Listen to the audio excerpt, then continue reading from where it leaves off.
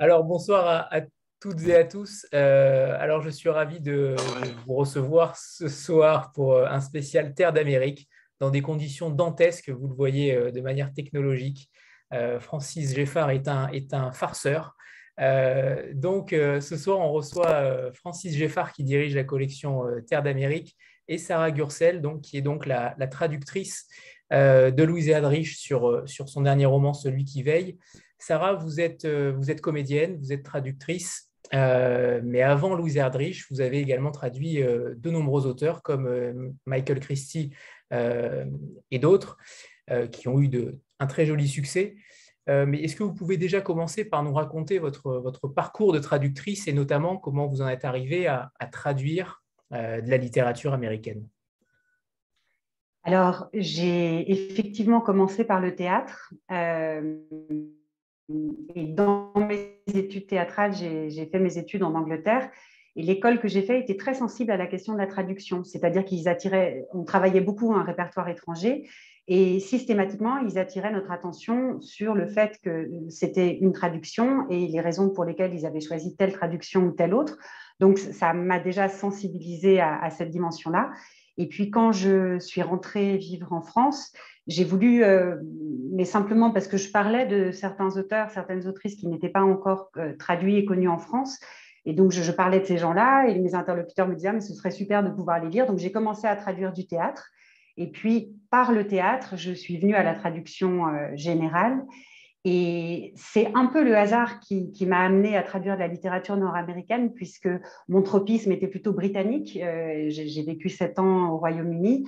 Quand je traduis du théâtre, ce sont essentiellement des dramaturges britanniques, mais le hasard des rencontres littéraires et puis ma grande rencontre avec Francis et la collection Terre d'Amérique a fait que du point de vue des romans, j'ai beaucoup plus traduit de la littérature nord-américaine que des auteurs et des autrices britanniques. Donc, la vie, c'est souvent une affaire de rencontre et en l'espèce, c'est le cas. Alors justement, votre relation à Terre d'Amérique, qui dure déjà depuis quelques temps et qui, j'imagine, va perdurer, euh, comment J'espère. vous, justement, comment vous inscrivez votre voix à travers les auteurs que vous traduisez, que ce soit Louise Erdrich ou Michael Christie, mais votre langage, votre vocabulaire, j'imagine, change en fonction de l'auteur que vous traduisez. Comment vous arrivez à vous y retrouver dans toutes ces voix? Alors, déjà, moi, j'aime beaucoup les romans polyphoniques, comme celui dont on va parler ce soir, parce que je pense que je m'y retrouve comme comédienne. De toute façon, je pense que traduire et jouer, c'est véritablement le même métier. J'ai la sensation d'utiliser les mêmes muscles physiques, intellectuels. Ce sont les mêmes réflexes, en fait, quand je joue et quand je traduis. En fait, traduire, c'est comme jouer, c'est prêter sa voix aux mots de quelqu'un d'autre. Et donc, il y a, par définition, dans l'activité théâtrale, une dimension caméléon où on va devoir se glisser dans des personnages très différents. Et c'est la même chose en traduction, on va devoir se glisser dans des voix très différentes. Mais au théâtre, on dit qu'il y a deux types d'acteurs. Il y a les acteurs qui se transforment et qui, pour chaque personnage, vont se réinventer, et des acteurs qui travaillent plus à partir de qui ils sont et qui amènent le personnage à eux. En traduction, il y a sans doute un peu de ça aussi. Il y a des traducteurs et des traductrices qui ont une capacité extraordinaire à se couler dans la langue de l'auteur et à réinventer une langue. Je ne sais pas si je suis de cela parce que de temps en temps, mes proches me disent ah, je t'entends quand je lis la traduction. Je pense qu'on traduit toujours de toute façon à partir de son expérience. Donc, on va avoir des préférences dans le lexique, on va avoir on traduit avec son expérience. Alors oui, on fait un effort de décentrement le plus grand possible. Il y a un travail de recherche qui est toujours très important. Et c'est aussi une affaire finalement de rythme. Pour moi, la traduction, c'est une affaire de rythme. Donc, une fois qu'on a trouvé le rythme de l'auteur, en tout cas le rythme du texte en français, on peut se laisser porter par ce rythme-là. Mais voilà, cette capacité de transformation et de se glisser dans les mots de quelqu'un d'autre, je pense que mon expérience de comédienne m'est très utile quand je traduis et pas seulement quand je traduis les dialogues. Et j'ai eu la chance, et je saisis l'occasion de remercier Francis, d'avoir toujours été confrontée à des auteurs qui permettaient des transformations. Il y a toujours une dimension polyphonique dans les romans que j'ai pu traduire pour Francis, et j'aime énormément pouvoir m'évertuer à faire entendre voilà, des voix différentes au sein d'un même texte. Alors justement, je rebondis sur Francis Geffard, qui en tant qu'éditeur, vous avez aussi la chance de lire l'anglais et donc d'avoir potentiellement un œil plus attentif que d'autres éditeurs qui font des paris, qui prennent des risques sur certaines traductions. Mais comment vous avez travaillé tous les deux, Sarah et Francis, sur ce texte-là? Est-ce que vous avez été plus exigeant en tant qu'éditeur qui lit l'anglais et le maîtrise parfaitement?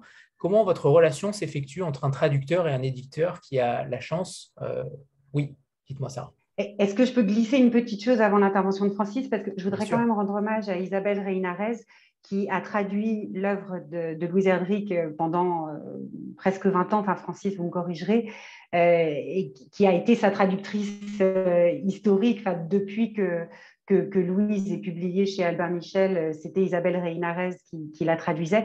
Donc, vous voyez, il y a une autre passation à cet endroit-là aussi, de se dire non seulement comment on se glisse dans la voix d'une autrice, mais comment on se glisse dans les pas d'une autre traductrice qui nous a précédés.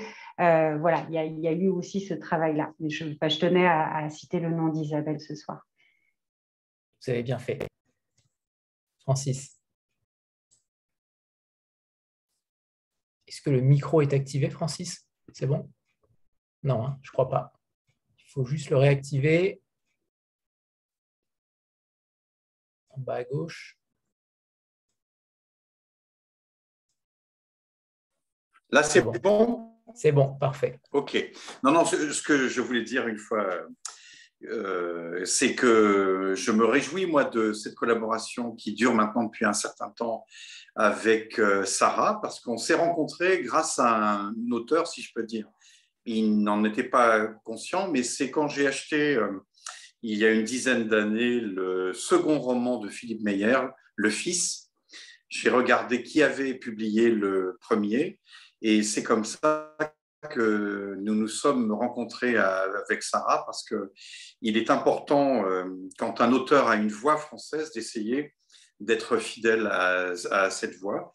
Et c'est parce qu'elle avait traduit le premier livre de Philippe que nous avons fait connaissance, et qu'on a la chance, depuis cette date, d'entretenir une relation à la fois fructueuse et tout à fait sympathique. Je dirais que le travail d'un éditeur sur la traduction, il n'est pas franchement conséquent. Dans un premier temps, c'est de chercher à qui confier un texte. C'est d'abord un travail de confiance qui naît de la relation que l'on peut avoir avec quelqu'un, se dire qu'il y a une proximité avec la langue, avec l'univers de cet auteur, avec ses thématiques. Et puis ensuite, le traducteur ou la traductrice disparaissent pendant des mois.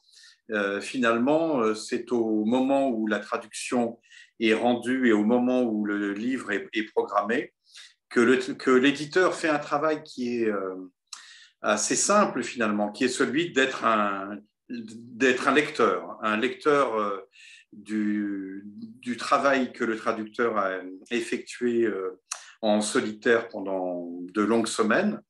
Et je dis souvent que le rôle de l'éditeur, c'est comme quand on rentre dans un appartement où tout a été refait à neuf, c'est de passer l'aspirateur, de faire les retouches de peinture, de mettre un clou là où il en faut un. Enfin, je dirais que voilà, on vient aider par une lecture objective. Quand je dis le traducteur, ça inclut bien évidemment la dimension féminine du terme, mais on vient aider à parachever. Traduire un livre, c'est quelque chose d'extrêmement compliqué. C'est se mettre dans les pas, dans la tête, dans la langue de quelqu'un d'autre qui s'exprime dans une langue étrangère. Je serais tenté de dire que c'est un petit peu une mission impossible, semblable à celle de quelqu'un qui bâtirait un meuble dans sa chambre, lequel meuble atteindrait de telles dimensions qu'il ne passe plus ni par les portes, ni par les fenêtres.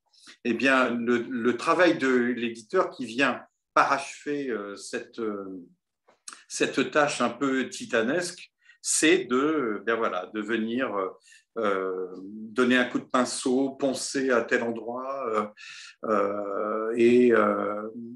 Et c'est un partenariat, je dirais, de la dernière heure. Mais les 23 heures qui comptent sont celles que le traducteur passe en solitaire avec un texte.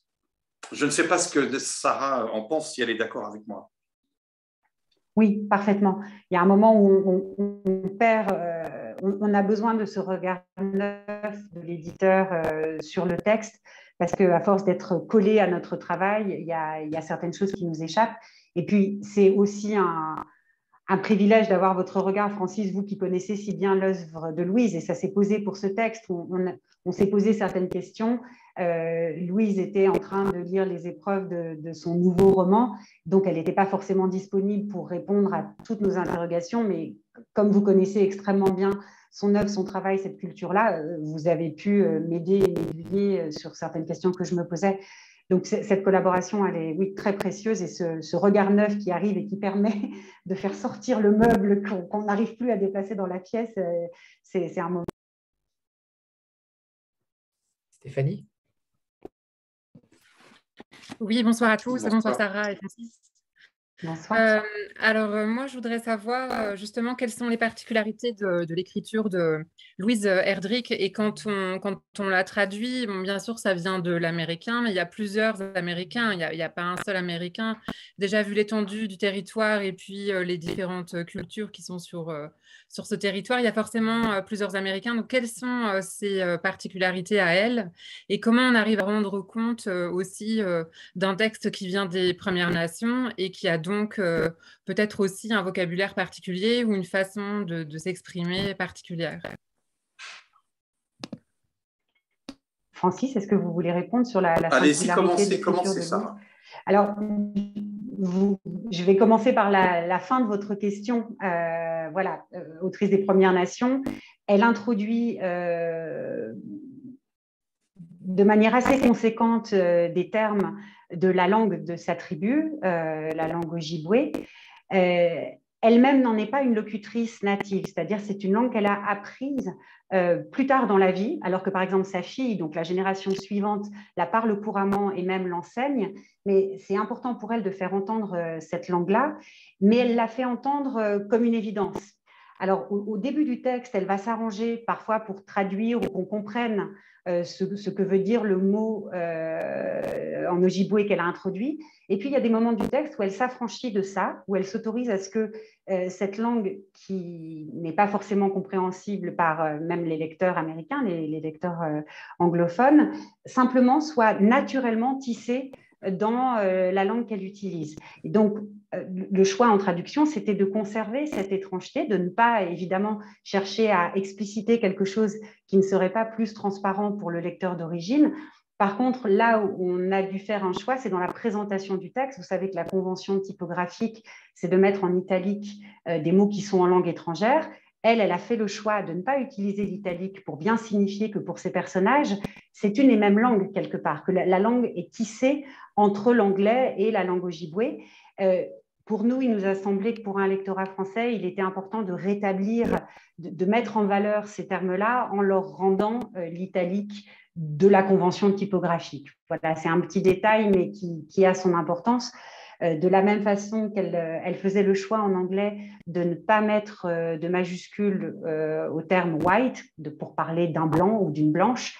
Évidemment, c'est un choix très politique dans le texte d'origine. Nous, on a fait le choix de quand même rétablir cette convention-là parce que les enjeux n'étaient pas exactement les mêmes et que la déstabilisation qu'il pouvait produire sur un lectorat français n'avait pas le même intérêt que dans la VO. Alors, je vous réponds sur des points qui peuvent sembler très techniques et très anecdotiques, mais qui en fait sont très importants.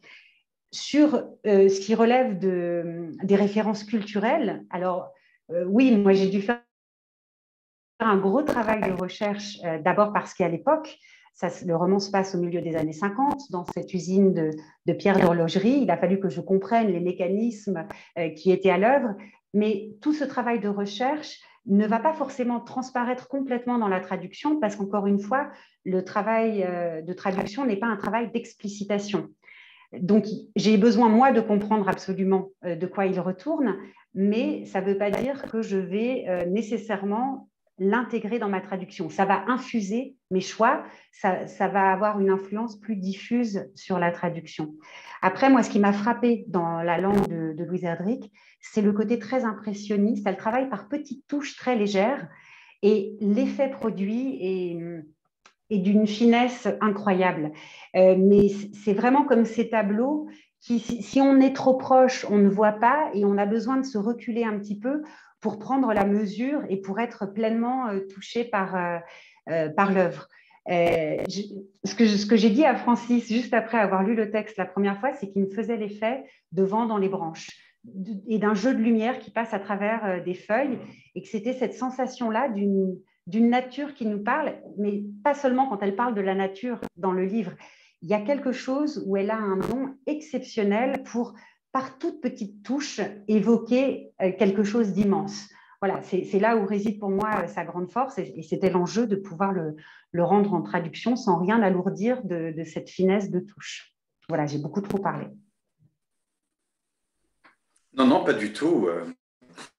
Moi, je suis entièrement d'accord avec cela et je dirais qu'il y a chez Louise Erdrich une poésie et un lyrisme qui ne sont pas ou transiers. Je dirais que c'est peut-être la définition même de la poésie et du lyrisme, c'est quand on ne les remarque presque pas. Voilà. Et ça, c'est quelque chose qui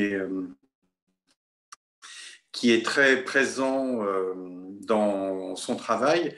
Il y a énormément de dialogues, énormément de véritables comédies humaines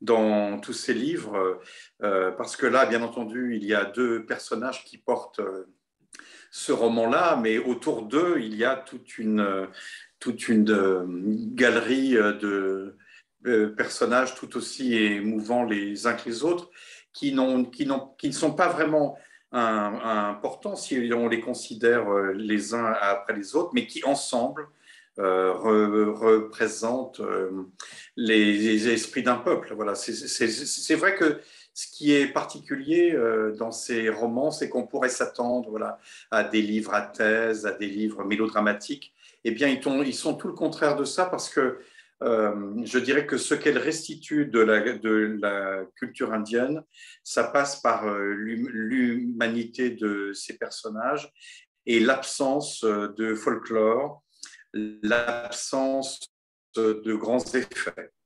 Et j'ajouterais qu'il y a énormément d'humour. D'abord parce que ces personnages sont drôles en soi et parce qu'elle a à cœur d'introduire l'humour indien. Encore une fois, qu'elle ne cherche pas à traduire et à expliciter. On peut être déstabilisé par certaines choses qui vont faire rire les personnages amérindiens et qui laissent un peu plus perplexes les personnages blancs de l'histoire. Mais il est rare que quand on traduise un livre, on éclate de rire. Là, il y a certains chapitres avec deux personnages en particulier auxquels je pense qui ont un côté un peu Dupont et Dupont, qui m'ont fait éclater de rire même quand je relisais. Et c'est très agréable dans un livre qui parle d'un sujet grave et qui porte quelque chose qui pourrait être lourd. Mais comme dit Francis, c'est jamais un livre à thèse, c'est-à-dire que c'est tellement incarné avec tellement d'humanité, des personnages à failles, mais même les personnages les plus faillibles sont attachants.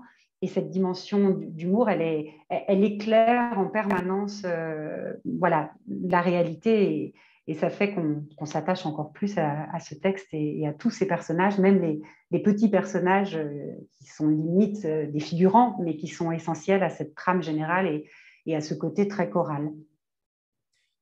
Alors, au tout début du livre, et on attaque directement dans le vif du sujet avec cette fameuse résolution 108, qui est plutôt marquante, même encore à notre époque où on a déjà vécu de nombreuses tragédies, mais on s'étonne toujours tout simplement de notre passé, de notre capacité, de la capacité des individus à vouloir éradiquer leurs semblables.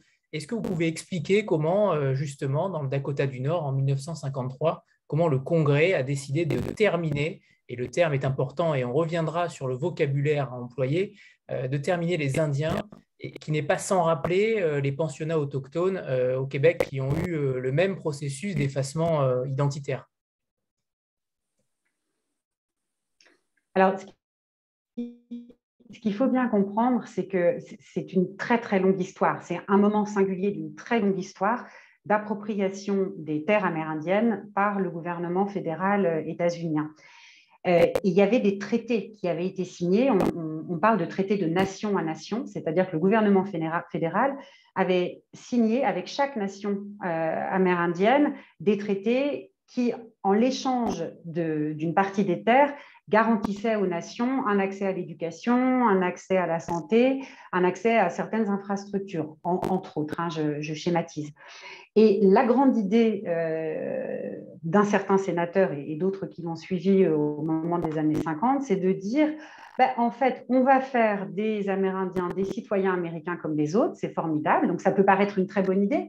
Évidemment, nous qui sommes dans notre culture républicaine et notre histoire républicaine d'égalité, ça nous semble parfaitement naturel. Mais ce qu'on ne comprend pas a priori, c'est qu'en fait, ça voulait simplement dire que le gouvernement fédéral se dédouanait de ses obligations. C'est-à-dire qu'en faisant des Amérindiens des citoyens américains comme les autres, il s'exemptait de devoir entretenir des écoles, entretenir des routes, entretenir des hôpitaux et accompagner une transition de tribus qui bien souvent étaient nomades en agriculteurs. Ça a été quelque chose de très compliqué pour certaines tribus amérindiennes de devoir se sédentariser et d'apprendre à cultiver la terre alors que ce n'était pas du tout leur moyen de subsistance. Et ça c'est très bien raconté dans le livre avec le rapport de plusieurs générations.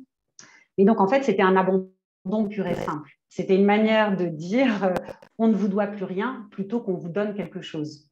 Donc, c'était un jeu de dupes, cette terminaison. Et ça voulait dire aussi que, parce que la nation indienne est une entité collective, la propriété des terres était collective.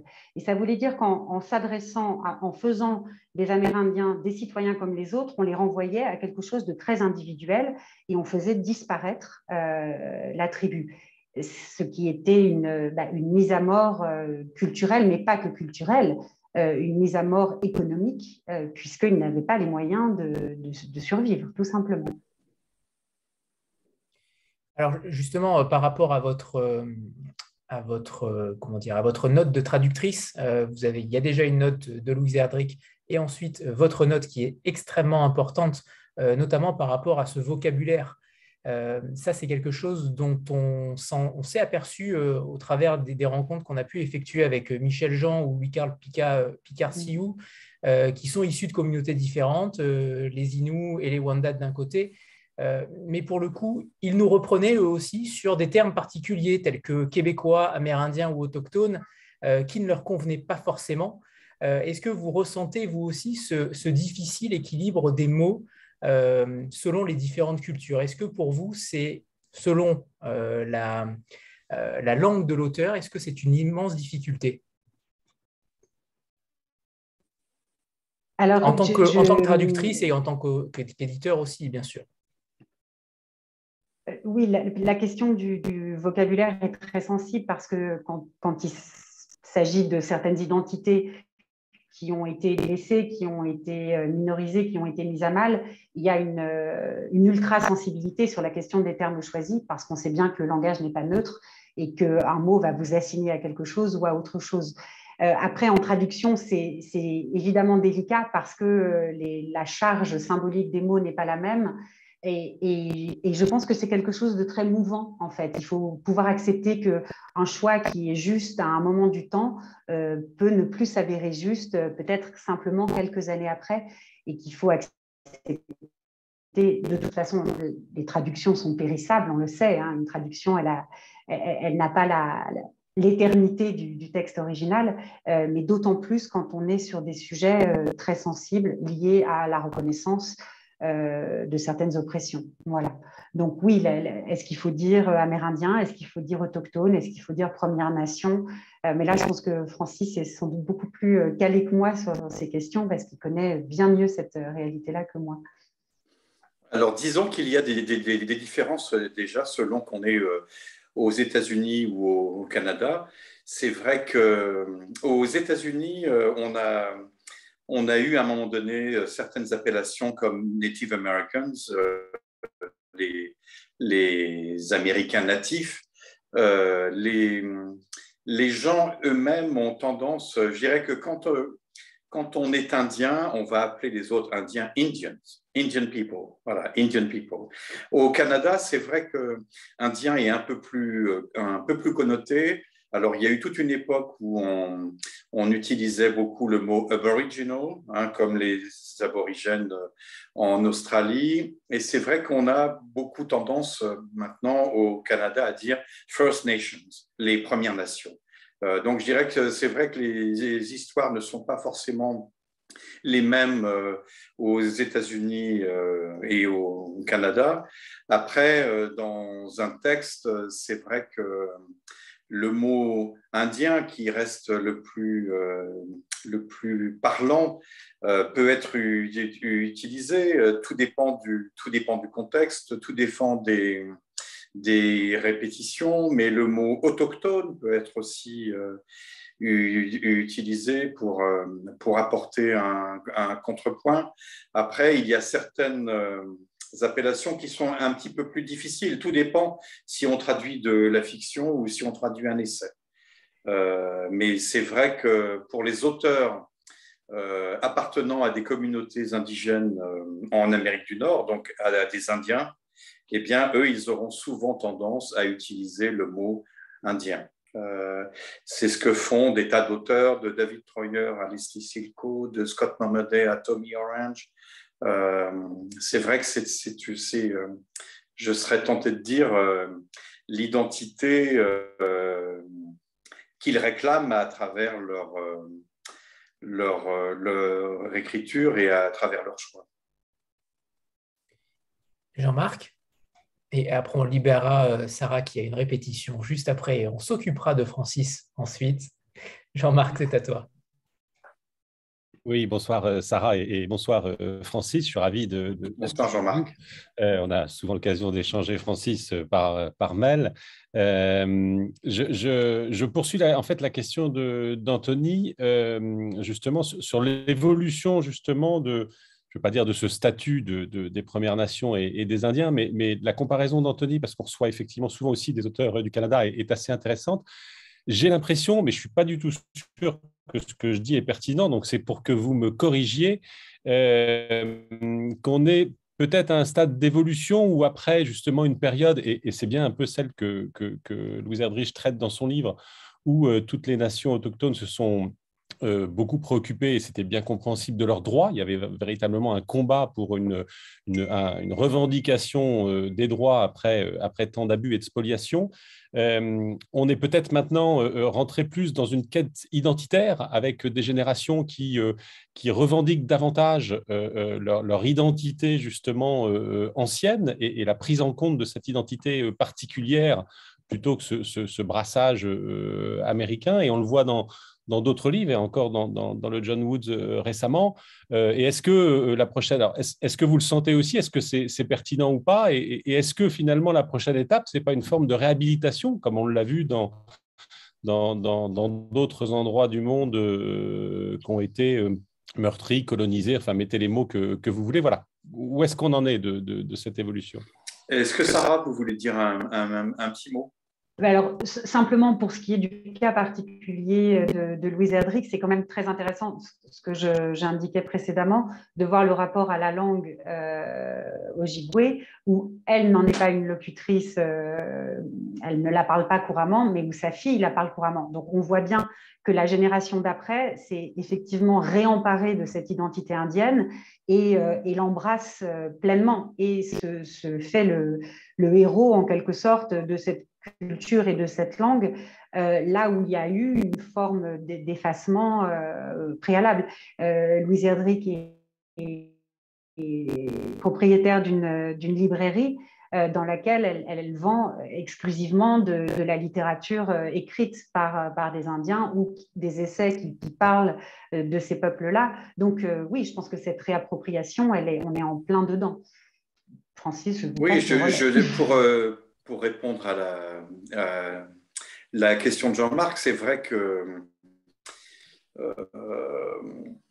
il a fallu attendre la fin des années 60 et plus globalement les années 70 et les années 80 pour que les éditeurs américains commencent à publier des livres écrits par des auteurs d'origine amérindienne. Et c'est vrai que jusqu'à présent, ils étaient plutôt des personnages dans les livres des autres. Et c'est à partir de ce moment-là qu'on a commencé à habiter cette réalité-là de l'intérieur et à commencer finalement à réaliser l'immense travail de deuil que ces communautés ont effectué.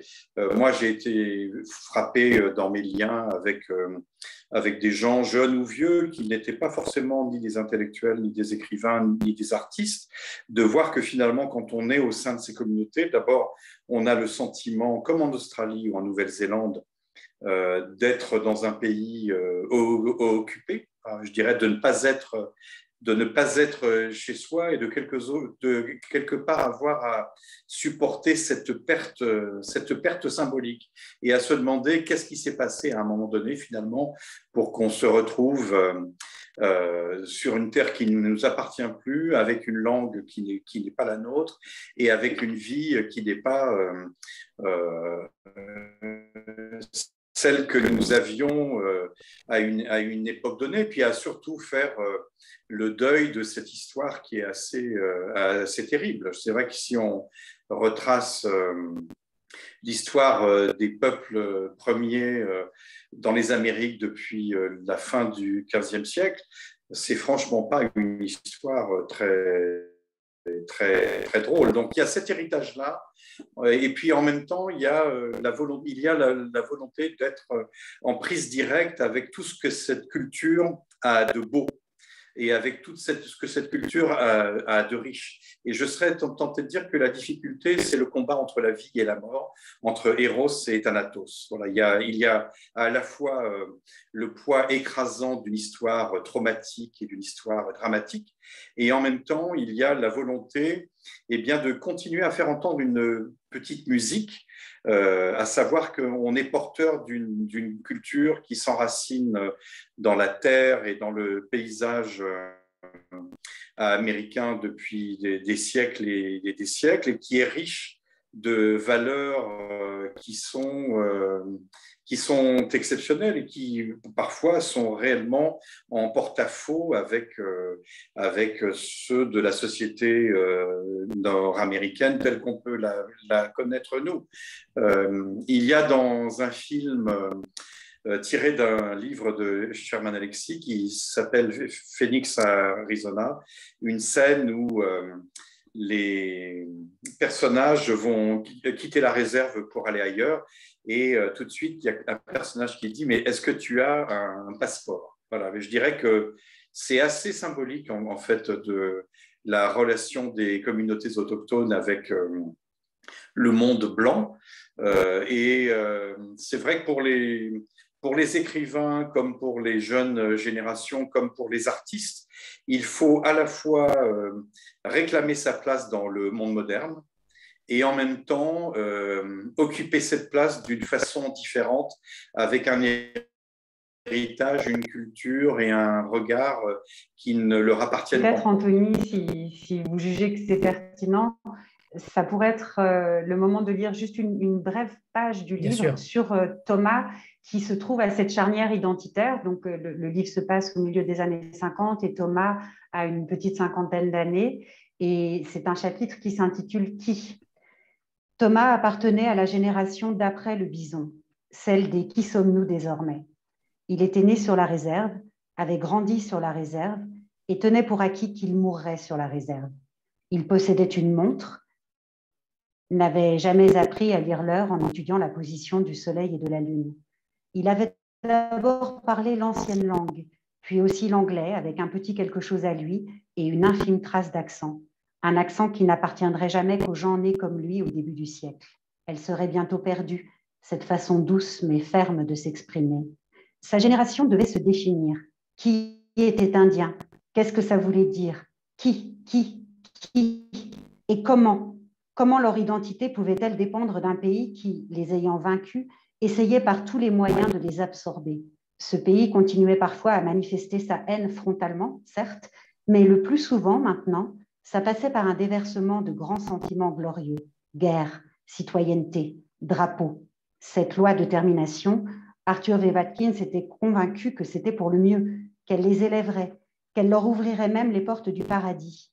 Comment les Indiens pouvaient-ils rester sur leur quant à soi quand il arrivait aux vainqueurs de leur tendre les bras pour les écraser contre leur cœur avec quelque chose qui ressemblait à de l'amour? Voilà, donc ce sera juste un tout petit extrait avant que, hélas, je doive m'éclipser.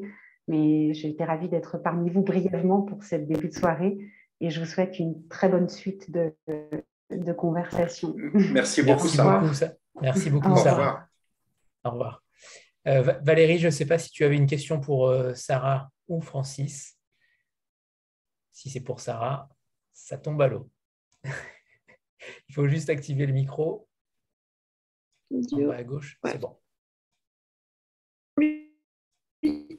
Bonsoir. Bonsoir. Alors moi, j'avais une question concernant le choix des titres. Alors, je ne sais pas quel était le titre original du livre de Louise Erdrich, mais en revanche, je voulais parler du titre du livre de Michael Christie, qui était donc en version originale Greenwood et en français Lorsque le dernier arbre. Et donc, je voulais savoir qui décidait du titre. Est-ce que c'est donc la traductrice, donc du coup Sarah qui est partie, qui fait une proposition, ou est-ce que c'est une décision qui est faite à plusieurs? Est-ce que c'est validé aussi par l'auteur? Puisqu'en fait, on peut complètement changer la connotation du livre en modifiant le titre.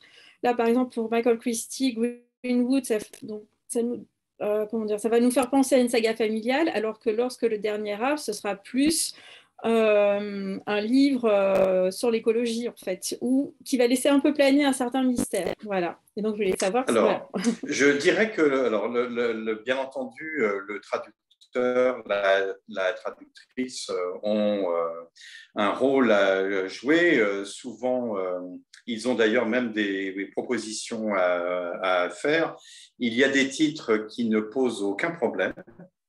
Et puis, il y a d'autres titres qui sont plus compliqués. Si je prends le livre de Michael Christie, Greenwood, alors c'est à la fois évidemment le nom d'une famille, mais en anglais, ça veut aussi dire bois vert. Et c'est vrai que traduire le nom de cette famille, c'était un petit peu compliqué. Et j'en avais parlé avec Michael Christie, qui n'était pas vraiment satisfait du livre original, du titre original. Voilà. C'est vrai qu'à un moment donné, on est tenu par la nécessité de trouver un titre. Parfois, l'éclair de génie peut arriver.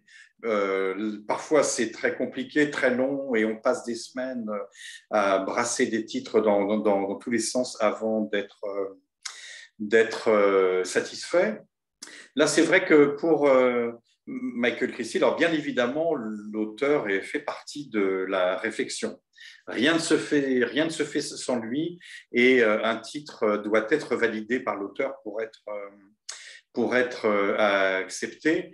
Quand le livre démarre, au début, nous sommes dans le futur, à une époque où les arbres ont pratiquement déjà disparu de la planète.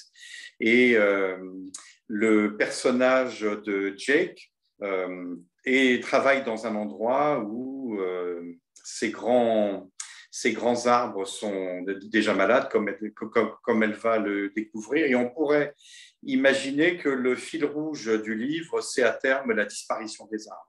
Voilà, je dirais que tous les membres de cette famille sont liés soit au travail avec les arbres, que ce soit recueillir le sirop d'érable ou sculpter, être menuisier, soit la destruction des arbres, comme c'est le cas à un moment donné par l'un des deux frères. Et c'est vrai que du coup, la réflexion un peu prophétique qu'avait voulu inscrire Michael Christie dans son roman, elle avait quelque chose d'intéressant. Et ça lui a beaucoup plu quand on en a parlé. Et c'est vrai que moi, j'ai le sentiment qu'un titre doit être semblable à une porte que l'on en trouve, à savoir de permettre au lecteur de pénétrer dans le roman, parce que un titre, ça signifie quelque chose. Et pour moi, Greenwood, ça ne disait absolument rien. Alors, ça faisait penser un petit peu à Sherwood, la forêt de Robin des Bois, ça pouvait éventuellement faire penser à une ballade anglaise, etc. Et je préfère toujours avoir un titre qui dise quelque chose plutôt qu'on ne communique rien. Je dirais que le premier contact qu'a un lecteur avec un livre dans une librairie, c'est bien entendu la couverture, mais c'est aussi le message implicite que contient éventuellement le titre. Il ne le contient pas forcément toujours. Mais là, je trouvais que Greenwood, ou alors il aurait fallu dire les Greenwood, pour dire que, ou alors la famille Greenwood, mais Greenwood de tout court, pour moi, ça n'était porteur de pas grand-chose. Et il me semblait que lorsque le dernier arbre laissait imaginer qu'on n'allait pas rentrer dans un livre où il était beaucoup question des arbres, ce qui est la vérité dans ce roman. Après, si je prends ce titre de Louise Erdrich dont vous parliez, en anglais, c'est The Night Watchman, le veilleur de nuit. Alors, le veilleur de nuit, c'était déjà un titre qui avait été pris pour d'autres livres. On a aussi cette difficulté à savoir que parfois des livres ont été publiés avant celui que l'on s'apprête à publier. Et donc, on ne peut pas prendre un titre qui a déjà été pris par quelqu'un d'autre. Ça peut entraîner un risque de confusion dans les bibliographies, dans les bases de données, sur Amazon ou sur le site d'une librairie indépendante ou sur Google. Donc, on est tenu d'essayer de chercher quelque chose. Et alors, j'ai beaucoup discuté avec Sarah, avec Louise, avec Carole qui travaille avec moi pour essayer de trouver quelque chose qui s'en approche au mieux sans le trahir. Et j'avais commencé par trouver celui qui veille la nuit. Alors, celui qui veille la nuit, c'est vrai que c'était un petit peu long. Et ensuite, on est arrivé à celui qui veille parce que c'est, je dirais, quelque chose d'assez proche de l'original et qui s'attache au personnage de Thomas qui non seulement veille, fait son métier de veilleur de nuit dans cette usine de pierre d'horlogerie, mais qui veille aussi sur son peuple à travers le combat qu'il va mener contre cette politique qui a été décidée à Washington. Et quand on en a parlé avec Louise, elle était très contente de ce titre-là, qui ressemble aussi quelque part à la façon qu'avaient les Indiens de donner des noms. Je dirais que celui qui veille, ça fait à la fois un nom indien et ça fait aussi quelque chose d'assez proche du titre original. Et Louise dit elle-même qu'elle n'a pas toujours forcément le sens des titres. Alors, il y a un autre de ses romans qui s'appelait The Round House, la maison ronde. Et la maison ronde, alors en France, quand on parle de maison ronde, beaucoup pensent à Radio France, puisque c'est le surnom que l'on a donné à ces bâtiments qui sont près de la Tour Eiffel. Et alors là, j'avoue que la maison ronde, comme titre, ça m'apparaissait comme franchement pas formidable. Et à un moment donné, je suis allé chercher, parce qu'on essaie de trouver des mots de l'auteur, je suis allé chercher dans le roman, et à un moment donné, il y a un jeune garçon qui cherche des réponses dans le silence du vent. Et j'ai proposé à Louise Dans le silence du vent. Et elle m'a dit, mais c'est un titre magnifique, j'aurais dû y penser et appeler mon roman Dans le silence du vent plutôt que La maison ronde. Alors après, il y a des moments où on réussit à trouver un titre qui soit l'idéal pour un roman quand le titre original n'est pas satisfaisant ou pose un autre problème. Et parfois, on y réussit très bien, parfois, on y réussit moins bien. Je vous rends la parole. Alors, est-ce que ça répond à votre question ? Oui, complètement. Merci beaucoup. De rien. Vous avez souvent parlé de librairie dans ce que vous venez d'évoquer. Et évidemment, on sent le libraire qui est en vous.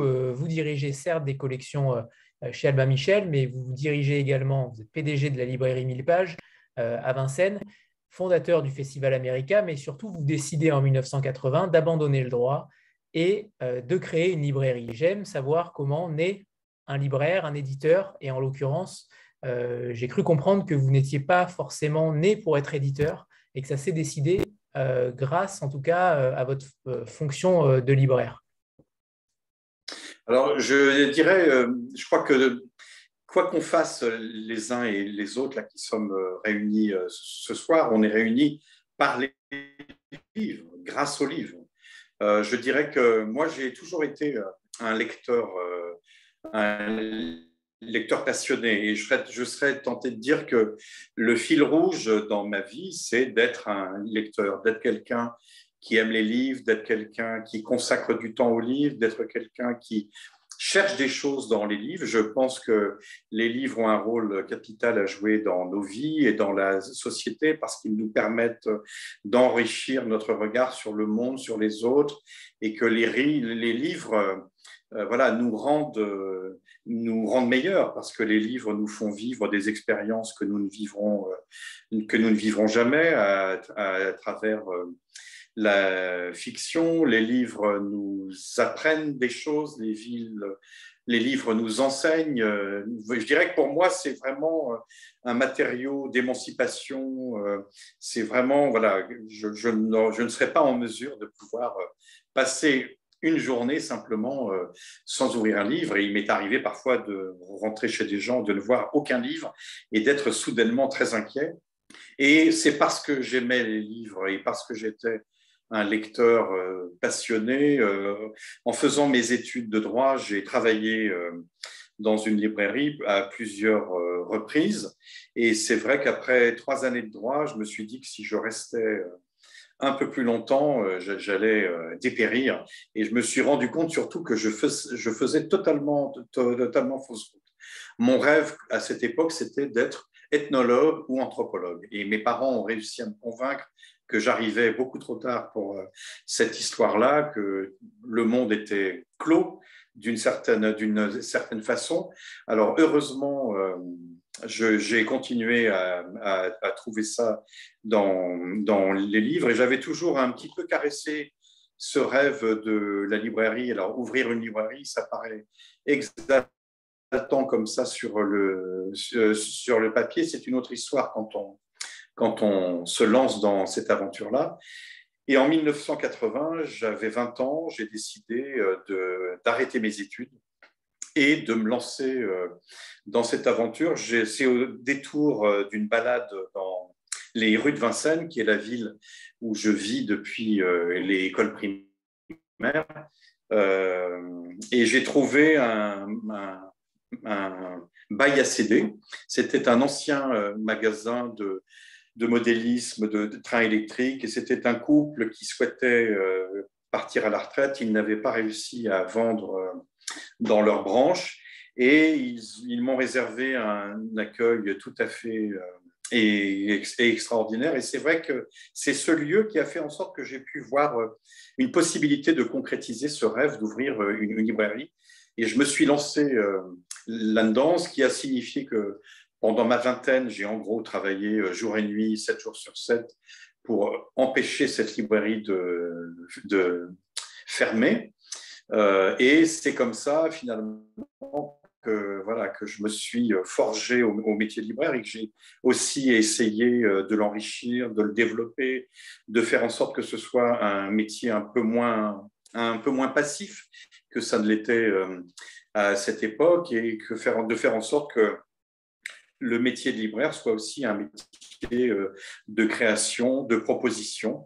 Voilà, et cette aventure s'est poursuivie depuis cette date. Alors, je ne suis plus présent, bien entendu, à 1000 pages quotidiennement depuis déjà une vingtaine d'années, parce que quand j'ai ouvert la librairie en 80, c'est aussi la première fois où j'ai mis le pied en Amérique du Nord, et que je n'ai jamais cessé depuis, sauf les 2 dernières années, pour des raisons que vous devinerez aisément. Je n'ai pas cessé d'aller aux États-Unis, au Canada, et forcément, étant libraire, les endroits incontournables pour moi dans ces pays sont les librairies. Et j'ai commencé rapporter chaque été des sacs postaux. À l'époque, ça coûtait très peu cher de revenir avec une quantité de livres, et où j'ai commencé à lire et à découvrir, comme le disait Sarah tout à l'heure, des livres qui n'avaient pas forcément passé l'Atlantique. Il faut savoir qu'à cette époque, la littérature étrangère, en France, c'était surtout publier des auteurs au moment où ils commençaient à avoir un succès dans leur pays d'origine. Donc, on voyait par exemple l'arrivée de John Irving avec Le Monde selon Garp, qui n'était pas son premier roman, mais qui est celui qui a fait qu'on l'a remarqué à cette époque. Et donc, on traduisait après les livres dans le désordre, et on avait très peu de chance à ce moment-là de voir publier des recueils de nouvelles ou des premiers romans de jeunes auteurs. Depuis, ça a beaucoup changé. La littérature étrangère s'est développée avec la naissance d'une quantité de maisons incroyable. Et je dirais que ce travail d'éditeur, il est né de ce travail, de cette vie de lecteur. C'est-à-dire qu'à un moment donné, j'ai commencé à approcher certains éditeurs français pour leur proposer des textes écrits par des auteurs amérindiens, parce que je dirais que le travail d'un éditeur, c'est un travail de passeur. Je dirais que c'est un lecteur qui a un peu plus de pouvoir qu'un autre. En même temps, il ne faut pas se leurrer. Les auteurs qui sont publiés par la majorité d'entre nous auraient été publiés tôt ou tard dans une autre maison. Je serais tenté de dire que nous ne sommes les découvreurs de rien, puisque ces livres, ils existaient dans leur langue originale. Voilà, on est simplement ceux qui les rassemblent d'une certaine façon aux côtés d'autres auteurs. Je dirais qu'on intervient sur le choix que l'on fait. Alors, la seule particularité peut-être que mon travail aura avec le recul à un moment donné, c'est que j'ai rassemblé chez Albin Michel une grande quantité d'écrivains amérindiens qui n'avaient pas eu jusqu'à présent beaucoup d'intérêt de la part des éditeurs français.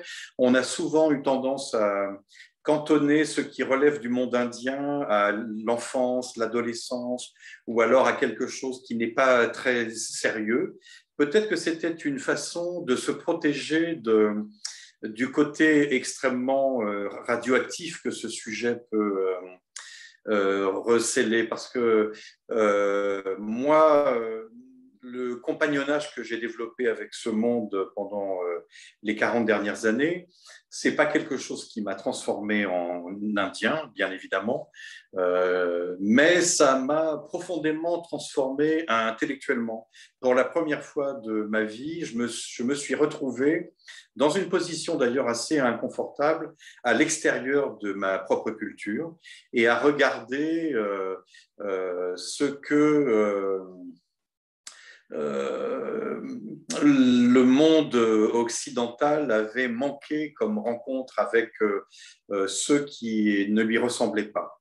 Je dirais que l'histoire de l'humanité, elle est faite de choses très belles, et aussi elle est faite de choses assez terribles, et on pourrait dire que de par le caractère récent de la découverte de l'Amérique, la question indienne, elle recèle finalement par excellence le rapport que le monde européen a eu avec tous ceux qui ne l'étaient pas. Voilà. Et c'est une histoire d'être tragique, hein, qui passe bien entendu par la colonisation, l'acculturation, la dépossession.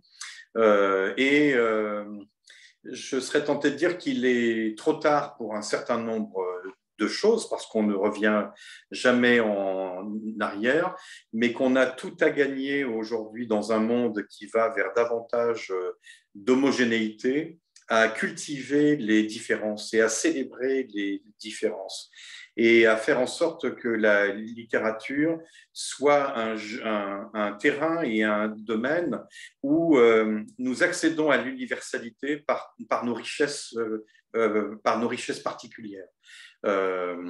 Et c'est en cela que de rassembler cette littérature qui, pour moi, est une famille essentielle de la littérature américaine.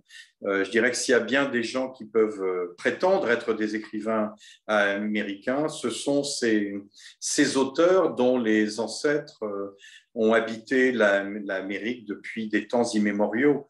Alors après, ce sont avant tout des écrivains, avant d'être des écrivains américains, et ce sont des écrivains américains d'une certaine nature. Voilà, ils sont plus américains que d'autres, mais c'est parce que ce sont des écrivains et c'est parce que ce sont de bons écrivains qu'ils permettent de mettre en valeur le monde dont ils sont originaires. Pour moi, je reçois, alors, par ma position, je reçois énormément de manuscrits venant d'auteurs aux origines autochtones en langue anglaise. C'est pas parce qu'on est indien qu'on est un écrivain ou qu'on est un bon écrivain. C'est pas parce qu'on est français qu'on est un bon écrivain français. Donc je dirais qu'après il faut qu'il y ait une certaine qualité dans les textes. Et je n'ai pas non plus moi vocation à publier tous les auteurs amérindiens qui existent parce que je dirais les limites d'un éditeur, c'est bien entendu le temps disponible qui est le sien et c'est aussi le nombre de livres qu'il publie chaque année. Moi, j'ai une production qui est assez limitée. Je dirais que c'est une dizaine de titres par an en littérature et ça m'impose à faire des choix et je dirais que ce qui fait peut-être la difficulté du métier d'éditeur, eh bien, c'est de perpétuellement faire des choix. Voilà, et de parfois renoncer à publier un tel pour mieux s'occuper de tel autre auteur. Et on fait parfois des choix par défaut. Je dirais qu'on se définit autant par les auteurs que l'on publie que par les auteurs que l'on ne publie pas. Avant de passer la parole à Jean-Marc, on a pour habitude de faire une photo de groupe. Donc voilà, préparez-vous. OK. Je serais ravi de découvrir justement celles et ceux qui sont avec nous ce soir. 3, 2, 1. C'est bon, parfait. Merci à tous. Jean-Marc, c'est à toi. Oui, je rebondis sur ce que vous avez dit, Francis, tout à l'heure, sur le côté un peu précurseur que vous avez eu, effectivement, et peut-être au début avoir été un des premiers à aller chercher des textes américains là où, on va dire, on va employer un gros mot, mais le marché français ne s'y intéressait pas. Ça a changé. Aujourd'hui, donc j'imagine que forcément vous avez vous la force de vos réseaux et des liens anciens, plus un certain nombre d'auteurs, on le voit, qui continuent à vous faire confiance. Mais est-ce qu'il y a quand même une dimension maintenant de compétition, justement, quand on voit l'engouement des lecteurs français pour la littérature américaine pour traduire tel ou tel auteur, ou publier en tout cas? Oui, alors bien entendu. Alors moi, je n'utiliserai pas forcément le terme de concurrence pour ce qui est de l'édition. Je dirais bien entendu, les éditeurs sont concurrents dans les librairies. Voilà, ils se disputent les tables et les vitrines, mais en même temps, moi, je vois plus la richesse d'une proposition. Je dirais qu'on a la chance de vivre à une époque où les biens culturels sont abondants et qu'on le voit par exemple avec l'offre musicale et le streaming, on le voit par la richesse parfois un peu déstabilisante de l'offre des séries télé. Mais pour moi, je dirais que je retiens avant tout la richesse de l'offre et la possibilité pour chacun de nous, en fonction de ses goûts, de trouver ce qui va là où le satisfaire. Là où il y a éventuellement compétition, c'est au moment où on va acquérir les droits. Je dirais que c'est peut-être le seul moment où les éditeurs rentrent parfois dans un choc frontal, c'est-à-dire que un manuscrit arrive, il est soumis à un certain nombre d'éditeurs, il suscite de l'intérêt, souvent ça se produit pour des textes qui ont un caractère un peu exceptionnel, et là, bien entendu, il va y avoir une transaction financière parce que pour acquérir les droits, il faut verser une somme à celui qui détient les droits, qui peut être l'éditeur d'origine ou l'agent qui représente l'auteur. On va assister à une compétition chiffrée, c'est-à-dire qu'un tel va dire j'offre 5 000 euros, l'autre va dire j'offre 7 000 euros, l'autre va dire j'offre 9 000 euros. Alors, on ne sait pas forcément qui est sur le livre en question, on ne sait pas forcément combien les autres ont offert, mais on va rentrer dans un processus qui reste anonyme. On sait ce qu'on met soi, mais on ne sait pas ce que mettent les autres. Et on peut avoir comme ça 2 ou 3 rounds de tour d'enchère, où on va nous dire maintenant il faut que vous donniez votre meilleure offre et puis éventuellement expliquer pourquoi on veut publier ce livre et comment on compte le publier. Alors ça, c'est un phénomène qui est très présent dans tout ce qui est littérature commerciale, les polars, les livres commerciaux, les thrillers ou les grands romans féminins. C'est vrai que c'est un peu plus rare pour la littérature étrangère, mais c'est vrai que quand un livre a des qualités particulières, ça va se poser. Et là, c'est un processus qui peut parfois être un peu déstabilisant parce qu'on peut se dire que les chiffres n'ont pas grand-chose à voir avec la littérature et qu'il y a une déconnexion entre les deux. C'est un processus dans lequel j'ai tendance à rentrer assez rarement, moi, parce que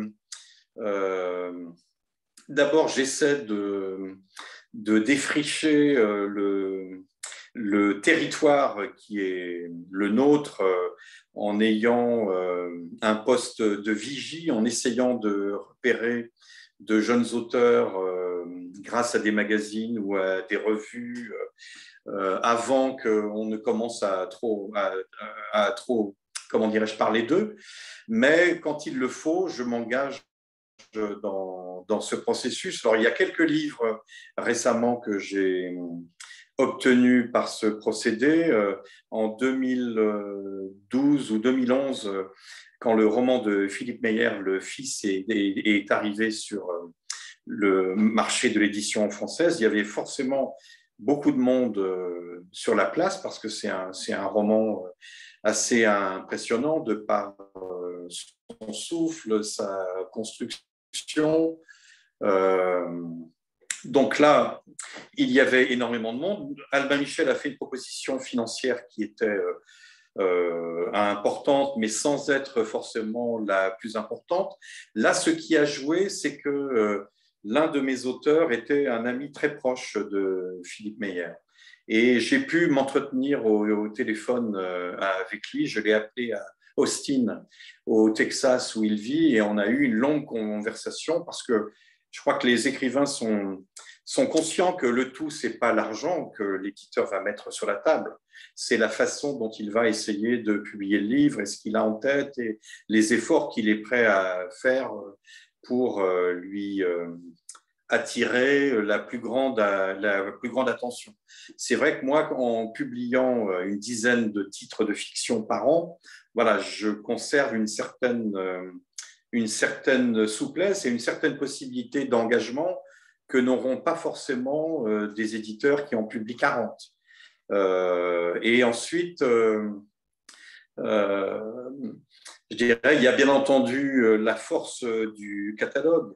Récemment, quand Tommy Orange a eu le manuscrit de son premier roman sur le marché, là aussi, il y a eu énormément d'éditeurs français qui s'y sont intéressés. Et nous n'avons pas fait l'offre financière la plus importante. Elle était correcte, mais elle était largement inférieur à d'autres éditeurs. Et ce qui a joué à ce moment-là, c'est le symbole qu'il y avait pour ce jeune écrivain à venir dans une maison d'édition où étaient publiés certains des auteurs d'origine amérindienne qu'il respecte le plus, et les noms de Louise Erdrich, mais aussi de James Welch, de Sherman Alexie ou de Leslie Silko ont joué leur rôle. Donc je dirais que l'argent compte, mais la compétition ne se limite pas à ça. Un autre livre que j'ai obtenu par le même procédé d'enchère, c'est Le diable tout le temps de Donald Ray Pollock, où là aussi le livre est tellement hors norme qu'il y avait énormément de monde qui était désireux de le publier. Alors je dirais que je choisis de façon très précise les livres sur lesquels je vais me lancer dans la bataille. C'est vrai que si je me lance dans une bataille, mon but est d'essayer au minimum de la remporter. Et bien entendu, dans une maison d'édition, on ne peut pas continuellement partir en bataille et mobiliser la maison financièrement. Donc, il faut les choisir avec attention et ensuite essayer de mettre le paquet pour remporter la mise. Alors, l'avantage d'une maison comme Albin Michel, c'est que c'est l'une des rares dernières grandes maisons indépendantes. Elle appartient à la famille d'Albin Michel, qui était libraire et qui l'a créée en 1900. Et c'est aussi une maison généraliste avec des livres et des auteurs dans à peu près tous les domaines. C'est ce qui a valu peut-être à la maison d'édition et sa notoriété et sa bonne santé et économique. Et c'est vrai que dans une maison comme celle-là, eh bien, le succès des auteurs de best-sellers qui occupent les listes de meilleures ventes sont là pour nous permettre de prendre des risques et de pouvoir faire des offres financières qui nous donne la chance de pouvoir publier des auteurs qui ont suscité beaucoup d'intérêt. Est-ce que ça répond à votre question, Jean-Marc? Parfaitement, c'est même au-delà de ma question, mais merci Francis. Oui. De rien. Stéphanie? Oui, alors moi j'ai une question par rapport justement au lectorat français. Alors la littérature américaine, ça représente beaucoup de traductions dans les parutions étrangères. Personnel, bien si vous allez valider cette idée-là, mais quand je parle j'ai des amis qui habitent au Canada et aux États-Unis, et quand je leur parle de certains auteurs qui sont connus en France, eh bien, la plupart du temps, ils ne sont pas connus aux États-Unis. Et donc, je me dis, est-ce qu'il y a un décalage énorme à ce point-là que finalement, on ne lit pas la même chose, on lit des auteurs américains, mais ce ne sont pas forcément ceux que les Américains lisent eux-mêmes. Est-ce que vous observez un Bien décalage entendu. comme ça? Et du coup, absolument. Alors, je dirais que ça nous amène à parler de la dimension régionaliste de la littérature américaine. C'est vrai que les États-Unis, c'est un pays immense et on se rend compte souvent pour y aller et pour fréquenter les Américains qu'au-delà du drapeau et du dollar, il n'y a pas forcément grand-chose qui les unit. C'est très différent sur le plan culturel, sur le plan de la géographie, sur le plan du climat, sur le plan de l'histoire. Donc c'est vrai que, par exemple, certains auteurs du Sud vont être très connus dans le Sud et pas du tout ailleurs. Certains écrivains de l'Ouest vont être très connus dans l'Ouest et pas beaucoup ailleurs. C'est vrai qu'un écrivain comme Jim Harrison, qui a longtemps incarné aux yeux des lecteurs français l'auteur américain par excellence, ceux qu'on aime, hein, par-dessus tout. Et je dirais que peut-être qu'il a été l'un des derniers géants sacrés de cette littérature américaine telle qu'on la concevait à un moment donné. C'est vrai que Jim, il était lu à l'ouest du Missouri et du Mississippi, mais les New-Yorkais n'avaient certainement jamais entendu parler de lui. De la même façon, il y a des écrivains new-yorkais qui sont très connus à New York où sont concentrés les médias, les journaux, les magazines et ne vont pas du tout être connus dans des États du Sud ou de l'Ouest ou du Nord-Ouest ou de Californie. Alors nous, en France, nous avons tendance à rassembler tous ces gens alors qu'ils ne le sont pas forcément dans leur pays. Et c'est vrai que de tout temps, la France a eu une relation avec la littérature américaine qui a accordé énormément de place à la découverte. Il faut savoir, par exemple, que Faulkner a été lu en France avant d'être lu aux États-Unis, que les Français ont réservé un accueil de tout temps extrêmement chaleureux à la littérature américaine et que nous avons toujours, nous, porté depuis le XVIe siècle une part d'Amérique en nous. Je dirais que l'Amérique, c'est quelque chose qui nous parle intimement dans notre inconscient collectif et c'est peut-être ce qui nous donne cette capacité à nous intéresser à des auteurs et à leur réserver un accueil extraordinaire qu'ils ne connaîtront peut-être jamais dans leur pays. Par exemple, il faut savoir que Douglas Kennedy, alors qu'il n'appartient pas forcément à cette famille d'écrivains américains-là, pendant très longtemps n'a pas eu d'éditeur aux États-Unis. Le succès est venu par la France, le succès est venu par la Grande-Bretagne. Pendant longtemps, Jim Harrison a nettement plus vendu de livres ici que dans son propre pays. Et il y a certains auteurs qui, par exemple, comme Paul Auster, a en France une stature absolument incroyable qu'il n'a pas forcément ailleurs que sur la côte Est. Voilà, donc c'est vrai que nous avons, nous, je pense, en tant que lecteurs, une capacité à accueillir la littérature américaine d'une façon dont peu d'autres littératures sont accueillies. Et c'est souvent le succès que certains auteurs ont ici qui va les repositionner dans leur propre pays. Jean-Marc? Oui, et je continue à poser des questions, hein, la C'est nature une ayant bataille. horrible. Mais je rebondis sur ce que vous dites. L'inverse est assez vrai aussi. Alors, peut-être pas dans la même mesure, mais il y a quand même un lien fort aussi et culturel pour certains auteurs américains avec la littérature française. Enfin, moi, je suis toujours surpris dans mes lectures de voir le nombre d'auteurs américains qui citent Flaubert, à croire qu'ils l'ont tous lu, étudié beaucoup plus et apprécié beaucoup plus qu'en France.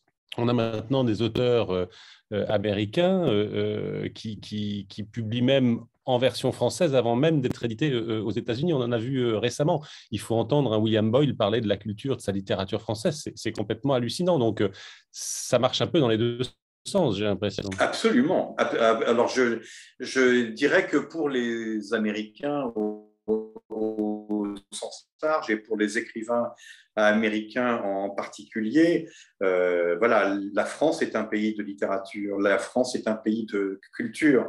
Et bien entendu, des auteurs comme Flaubert, des auteurs comme Hugo, comme Stendhal, comme Maupassant, comme Proust, comme Houellebecq, qui est l'auteur moderne que les Américains connaissent le plus, ou comme Marguerite Duras ou Yourcenar. C'est vrai qu'ils ont un amour de la littérature française et du style de certains écrivains français, Flaubert et Proust en tête, très certainement. Et c'est vrai que pour un écrivain américain, la relation que les États-Unis entretiennent avec la France, avant même qu'ils ne deviennent les États-Unis, justement, je dirais que c'est vrai qu'on a cette relation très, très, très particulière et très ancienne, à tel point que pour un écrivain américain, un auteur de littérature, être publié en France, c'est vraiment la consécration de leur statut d'écrivain.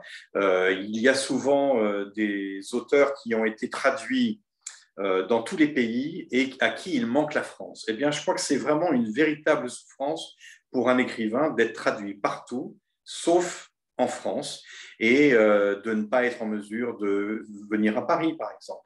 Je dirais que c'est vrai que, comment dirais-je, Paris tient une place aussi dans l'inconscient collectif des auteurs américains, et ça, on le doit à Fitzgerald, on le doit à Hemingway, Dos Passos, Faulkner, qui sont venus ici et qui ont créé un peu ce mythe de la littérature, de la présence, de la vie de Paris. Je pense aussi à James Baldwin, à Richard Wright, à Ralph Ellison, qui sont venus ici et à tous les autres.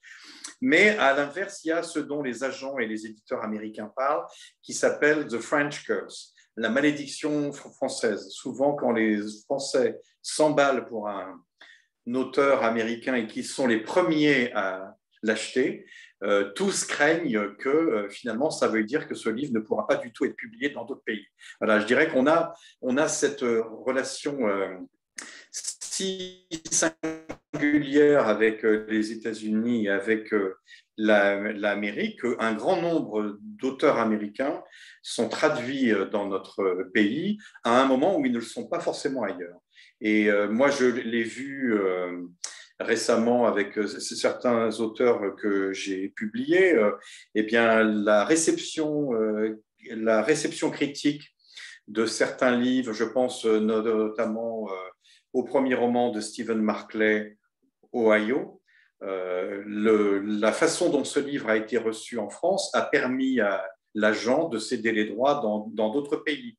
C'est la même chose quand un roman d'un auteur américain rencontre un grand succès en France, eh bien, ça va déboucher sur d'autres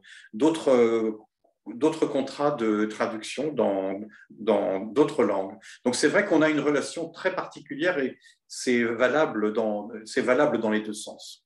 La France tient une large part dans la littérature américaine, chez les écrivains américains, chez les éditeurs américains. Voilà, c'est vrai qu'on est vu comme un vieux pays de littérature, de culture.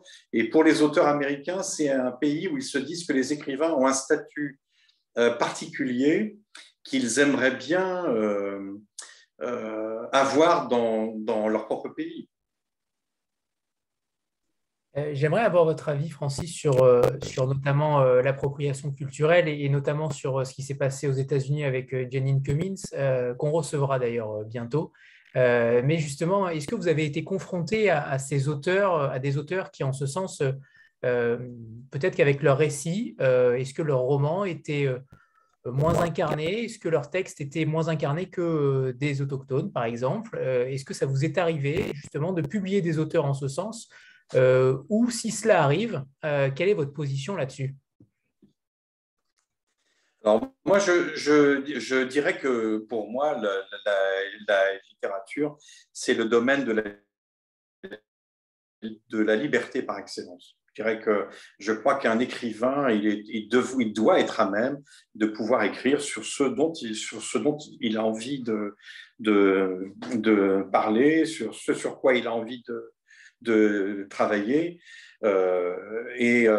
Par contre, la liberté, et c'est vrai pour n'importe quelle liberté, à n'importe quel niveau que ce soit, elle est assortie de quelque chose qui me semble essentiel, c'est la responsabilité. Voilà, je dirais que c'est si on écrit sur un sujet, on fait en sorte de ne pas écrire n'importe quoi, de se documenter. Je dirais que imaginez qu'un roman d'un auteur américain sorte, qui se déroule en France aujourd'hui et que cet auteur nous dépeigne d'une façon qui ne correspond en rien à la réalité qui est la nôtre, on est bien entendu en droit de ne pas être satisfait. Alors, il faut faire attention à tout ce qui touche à l'appropriation culturelle, parce que ça veut dire que finalement, on n'a plus la possibilité que d'écrire sur ce que l'on est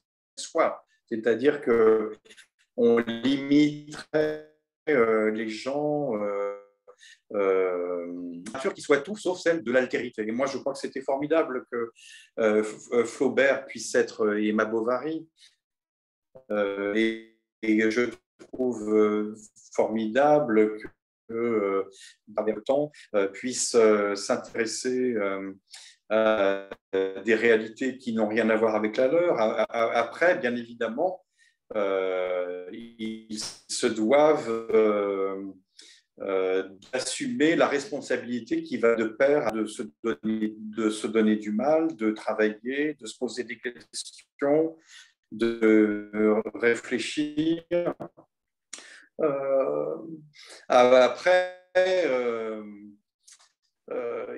il m'est arrivé de publier, bien entendu, des livres où il y avait des personnages, mais je dirais que si c'est fait d'une façon responsable et si c'est fait d'une façon artistique qui soit irréprochable, eh bien, pour moi, il n'y a bien évidemment pas de problème.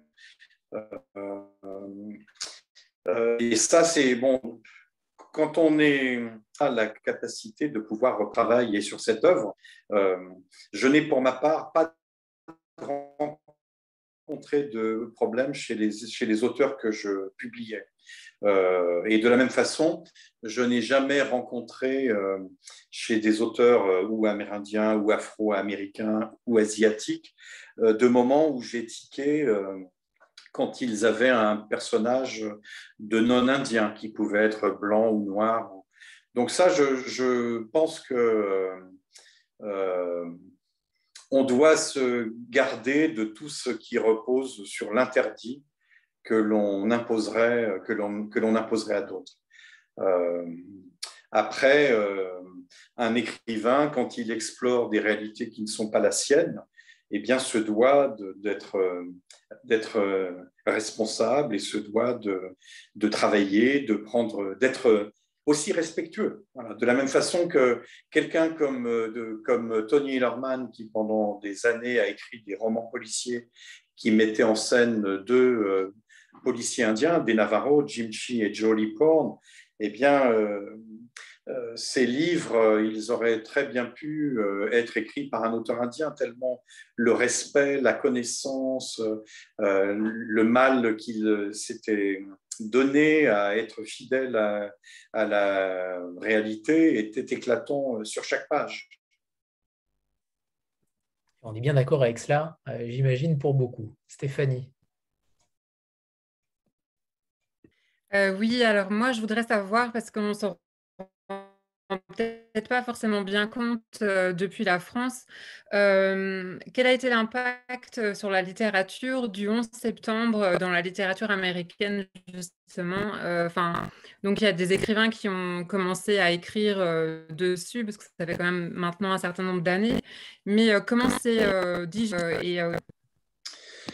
Alors, je dirais que certains écrivains, je pense à Don DeLillo, par exemple, ou je pense à de jeunes auteurs qui, étant new-yorkais, ont pu intégrer le 11 septembre et la dimension new-yorkaise de l'événement, à savoir le chaos, la destruction. Donc ça, certains auteurs l'ont fait.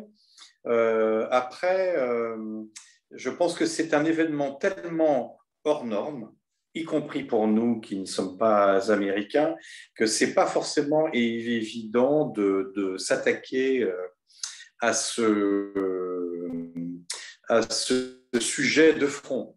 Le cinéma a essayé de le faire, mais là encore, il y a des moments où la réalité est tellement hors norme que la fiction peine dans toute sa dimension. Moi, là où j'ai vu un événement, une de conséquences directes des attentats du 11 septembre, je serais tenté de dire que les États-Unis, on l'a vu tout au long du XXe siècle, sont un pays qui est souvent tenté par le repli sur soi. Et je serais tenté de dire que l'un des traits de caractère de Mandrill, et on se considère comme une île, et le reste du monde, finalement, n'est qu'une succession de flots à l'infini. Il y a eu au cours du XXe siècle des événements qui ont réconcilié le reste de l'Amérique avec le monde, souvent d'une façon un peu dramatique et un peu traumatique. Ça a été la Grande Guerre, où pour la première fois en 1917, des Américains revenaient en Europe, un mouvement qui ne s'était pas produit depuis la découverte et les débuts de la colonisation au XVIe siècle. Ensuite, il y a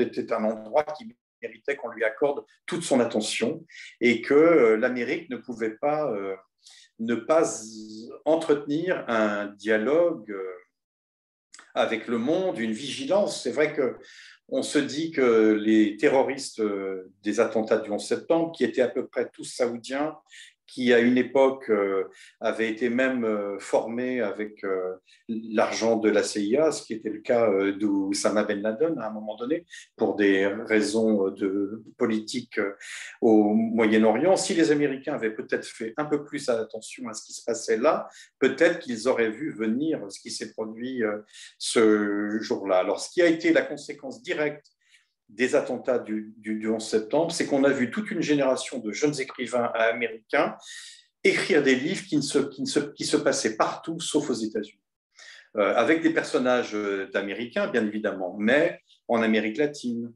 en ex-Union soviétique, en Europe, en Extrême-Orient, au Moyen-Orient, en Afrique, et aussi voir publié par des éditeurs américains toute une génération de jeunes auteurs qui n'étaient pas nés aux États-Unis. Ça, c'est quelque chose d'assez marquant parce que pendant très longtemps, l'écrivain américain, par excellence, il était blanc, anglo-saxon, bien sûr, d'abord masculin, blanc, anglo-saxon et protestant. Il a fallu un certain temps pour que la littérature américaine se féminise. Il a fallu un certain temps pour que des voix afro-américaines, amérindiennes, asiatiques, hispaniques se fassent entendre dans la littérature américaine. Mais le 11 septembre, il a pour effet immédiat une sorte d'internationalisation de la littérature américaine. On voit des auteurs américains qui écrivent en anglais, qui sont nés à Beyrouth, qui sont nés à Santiago du Chili, qui sont nés à Kiev, qui sont nés à Bangkok ou à Phnom Penh. Et ça a été quelque chose d'assez singulier, de voir de jeunes auteurs américains qui reprennent le monde comme territoire de fiction et de jeunes auteurs américains qui amènent le monde dans la littérature américaine. Et ça, on ne l'avait jamais vu auparavant. Et ça a contribué à enrichir la littérature américaine d'une façon extrêmement singulière.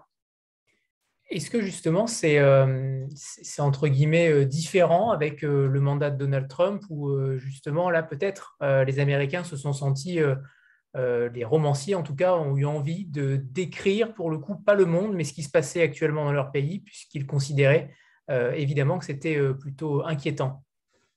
Ah, mais bien évidemment, je dirais que le mandat de Donald Trump, de ce point de vue-là, a été un réveil un peu douloureux pour beaucoup d'écrivains, pour beaucoup d'intellectuels américains. Et je dirais qu'on en paye toujours le prix aux États-Unis comme ailleurs. C'est vrai qu'on a vu à quel point le mandat de Donald Trump avait fragilisé la démocratie, avait augmenter la capacité de nuisance du complotisme, du populisme. Je dirais que ce qui s'est passé aux États-Unis sous la présidence Trump, c'est certainement l'un des plus grands dommages qui a été causé à notre monde et à notre système démocratique, y compris dans certains pays à travers le monde, mais plus plus précisément les démocraties européennes. Et c'est vrai que ça a peut-être fait rappeler à toute une génération d'écrivains américains qui avaient eu tendance à l'oublier que la littérature se doit quelque part d'être aussi politique, qu'elle est porteuse d'un idéal, qu'elle est porteuse de valeurs et que je serais tenté de dire que là aussi, il y a une responsabilité qui va de pair avec cette liberté et cette démocratie. Et on a eu parfois trop tendance à considérer les choses comme étant acquises. Et on a peut-être un peu parfois tenté que nous étions par l'angélisme des United Colors de Benetton, ou tenté par l'angélisme aussi consistant à voir dans l'élection de Barack Obama le début d'une nouvelle ère où tout serait formidable et tout serait magnifique. Eh bien, je pense voilà, qu'on a réalisé qu'il fallait que nous soyons aussi, nous, celles et ceux qui veillent. Voilà. Et je crois que là où les auteurs américains ont tiré un enseignement particulier de cette période, eh bien, c'est dans la renaissance du politique au sens noble du terme dans la littérature. Et d'ailleurs, vous allez voir à quel point le prochain livre de Louise Erdrich, qui vient de sortir aux États-Unis, qui paraîtra à la rentrée littéraire 2023, est un livre éminemment politique. Et je pense que s'il n'y avait pas eu le mandat de Donald Trump, elle n'aurait pas écrit un livre comme celui-là. Et je crois que les jeunes auteurs américains, alors il faut du temps pour que la littérature digère les événements et qu'elle les restitue. Les Américains ont généralement tendance à aller beaucoup plus vite en besogne que les auteurs français. Nous, on compte sur les doigts d'une main les livres consacrés à la guerre d'Algérie. Aux États-Unis, la fiction consacrée à la guerre du Vietnam est absolument riche et diverse. Mais en tous les cas, on sent bien qu'il y a dans la littérature américaine qui s'écrit aujourd'hui une dimension de combat, une dimension de militantisme, là aussi dans le sens noble du terme. Ça peut être socialement, ça peut être pour l'environnement, ça peut être pour la défense des droits de telle ou telle minorité ethnique ou minorité sociétale. Voilà, je pense que est revenue peut-être la notion de responsabilité et puis aussi la fin. Je dirais que les attentats du 11 septembre, comme le mandat de Donald Trump, sont pour moi des formes de perte d'innocence. Voilà. C'est vrai que quand on est trop innocent, quand on est trop naïf, finalement, on ne voit venir le danger que beaucoup trop tard. Et on se rend compte, moi je vois, j'étais effaré de voir qu'aux États-Unis, certains livres sont interdits dans des bibliothèques dans des États tenus par des gouverneurs républicains.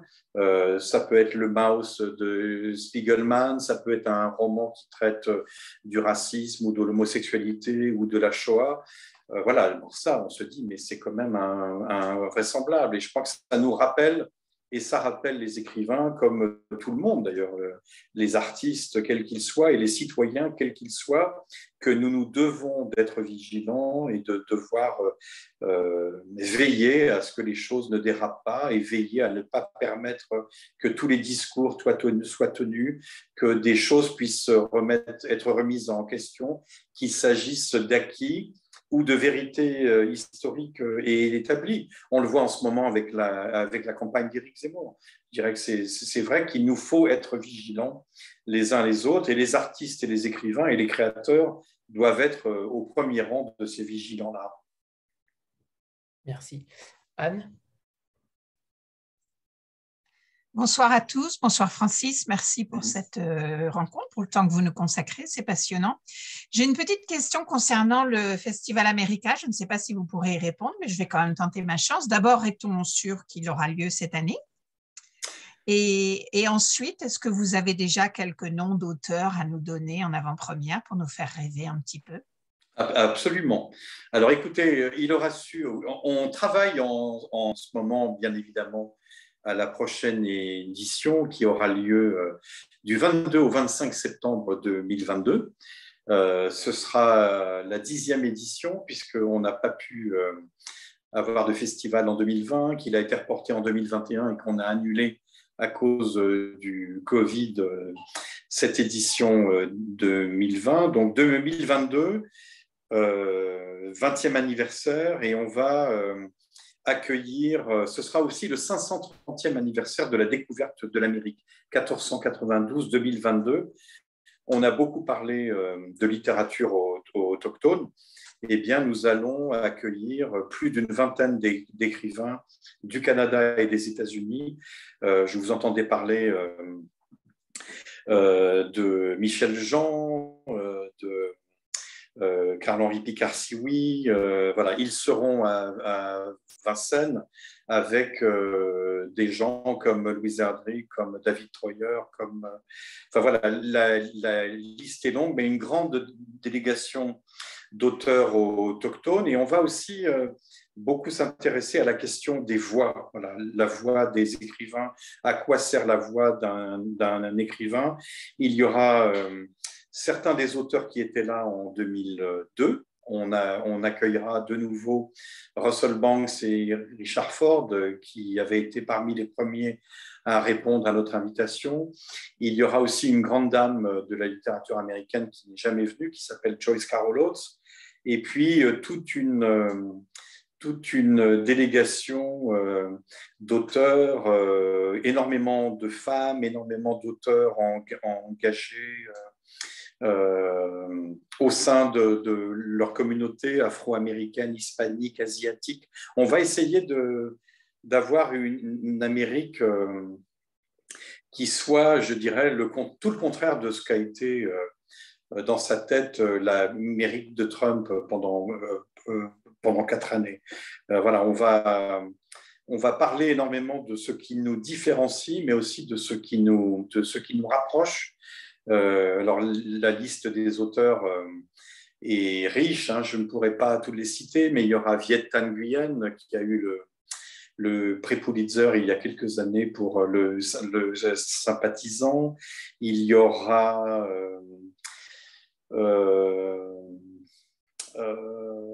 c'est déjà beaucoup là. Ouais, enfin, vous l'aurez bientôt. Il y aura un communiqué avec. Il y aura l'auteur de Betty qui a rencontré un grand succès en 2020. Il y aura André Siman, l'auteur du roman Call Me by Your Name, qui a été porté à l'écran. Il y aura Armistead Maupin, l'auteur légendaire des Chroniques de San Francisco. Il y aura probablement Jonathan Franzen, l'auteur des Corrections. Il y aura Natasha Trezewey, l'auteur de Memorial Drive, dont on a beaucoup parlé cet automne. Enfin voilà, beaucoup d'auteurs et beaucoup de gens à découvrir et à découvrir également. Merci. Tu as bien beaucoup. fait de tenter ta chance, Anne. Tu as bien fait. S'il n'y a pas de variant qui déboule, on se retrouvera tous à Vincennes à la fin septembre. Si le monde est à nouveau mis sans dessus dessous à cause d'un nouveau variant, ce sera un petit peu plus compliqué. On l'espère. On n'a pas encore parlé des nouvelles. C'est vrai que c'est un genre, on en parle régulièrement. Ça fait des années qu'on entend en France que les nouvelles ne se vendent pas, que les nouvelles en France ne sont pas pareilles qu'aux États-Unis, que là-bas, c'est un genre qui marche plutôt bien et pas en France. Alors que c'est pourtant l'exercice le plus exigeant puisqu'il ne pardonne rien, justement, par l'absence de fioriture. Comment vous expliquez cette faible médiatisation que vous essayez, vous aussi, en publiant régulièrement? On n'a pas encore parlé des 3 collections que vous défendez, mais ce serait intéressant aussi d'en parler, que ce soit Terre d'Amérique, Terre indienne ou Latitude. Mais ces nouvelles-là, vous y tenez beaucoup. Vous êtes un fan de Raymond Carver, entre autres. Comment vous expliquez qu'en France, on manque encore d'accès à ce genre-là? Alors, je crois que il y a une raison qui fait que ce genre est plus populaire aux États-Unis, c'est que les gens n'ont pas besoin d'acheter des livres pour lire des nouvelles. Il y a des magazines où chaque semaine, les lecteurs, et qui peuvent être des magazines d'actualité, hein, où chaque semaine, les lecteurs vont pouvoir découvrir un écrivain en lisant une nouvelle. Pour moi, je dirais que la nouvelle, c'est le genre littéraire par excellence. La nouvelle ne souffre pas la médiocrité, ou alors on ne va pas jusqu'au bout. Et c'est souvent le seul texte littéraire qu'on va pouvoir lire en ligne, qu'on va pouvoir lire dans un magazine, qu'on va pouvoir lire dans une revue. Aux États-Unis, il y a une quantité industrielle de publications, magazines, revues, hebdomadaires qui permettent aux lecteurs de rencontrer de la fiction ailleurs que dans une librairie ou ailleurs que dans une bibliothèque. Et souvent, les auteurs font leurs armes par la nouvelle. Hein. C'est compliqué dans une université de travailler sur un roman, c'est beaucoup plus simple de travailler sur une nouvelle. Ces nouvelles, elles sont récompensées par des prix. Il y a une quantité industrielle de résidences qui sont offertes à des écrivains, de bourses. Je dirais que c'est vraiment la façon par laquelle des écrivains entament leur carrière, hein, de la même façon qu'on ne devient pas musicien sans s'entraîner et sans apprendre. On ne commence pas à être musicien en donnant un concert de 2 heures, mais en faisant une apparition de 15 minutes en ouverture du concert d'un artiste plus reconnu. Donc c'est vrai qu'il y a dans la littérature américaine ce goût pour la nouvelle, cette tradition pour la nouvelle que nous avons eue en France à une époque. Hein. Des gens comme Maupassant, Flaubert et beaucoup d'autres ont écrit des textes courts ou ont feuilletonné au XIXe siècle. En France, on a eu, dans le courant du XXe siècle, le postulat qui s'est érigé comme quoi le roman était la forme littéraire par excellence. Moi, je m'élève un peu contre cette idée. Et c'est vrai que souvent, j'ai découvert des écrivains grâce à leur recueil de nouvelles. Et j'ai eu la chance de publier certains auteurs reconnus maintenant grâce à des nouvelles. Je dirais que c'est vrai que j'allais faire un anglicisme.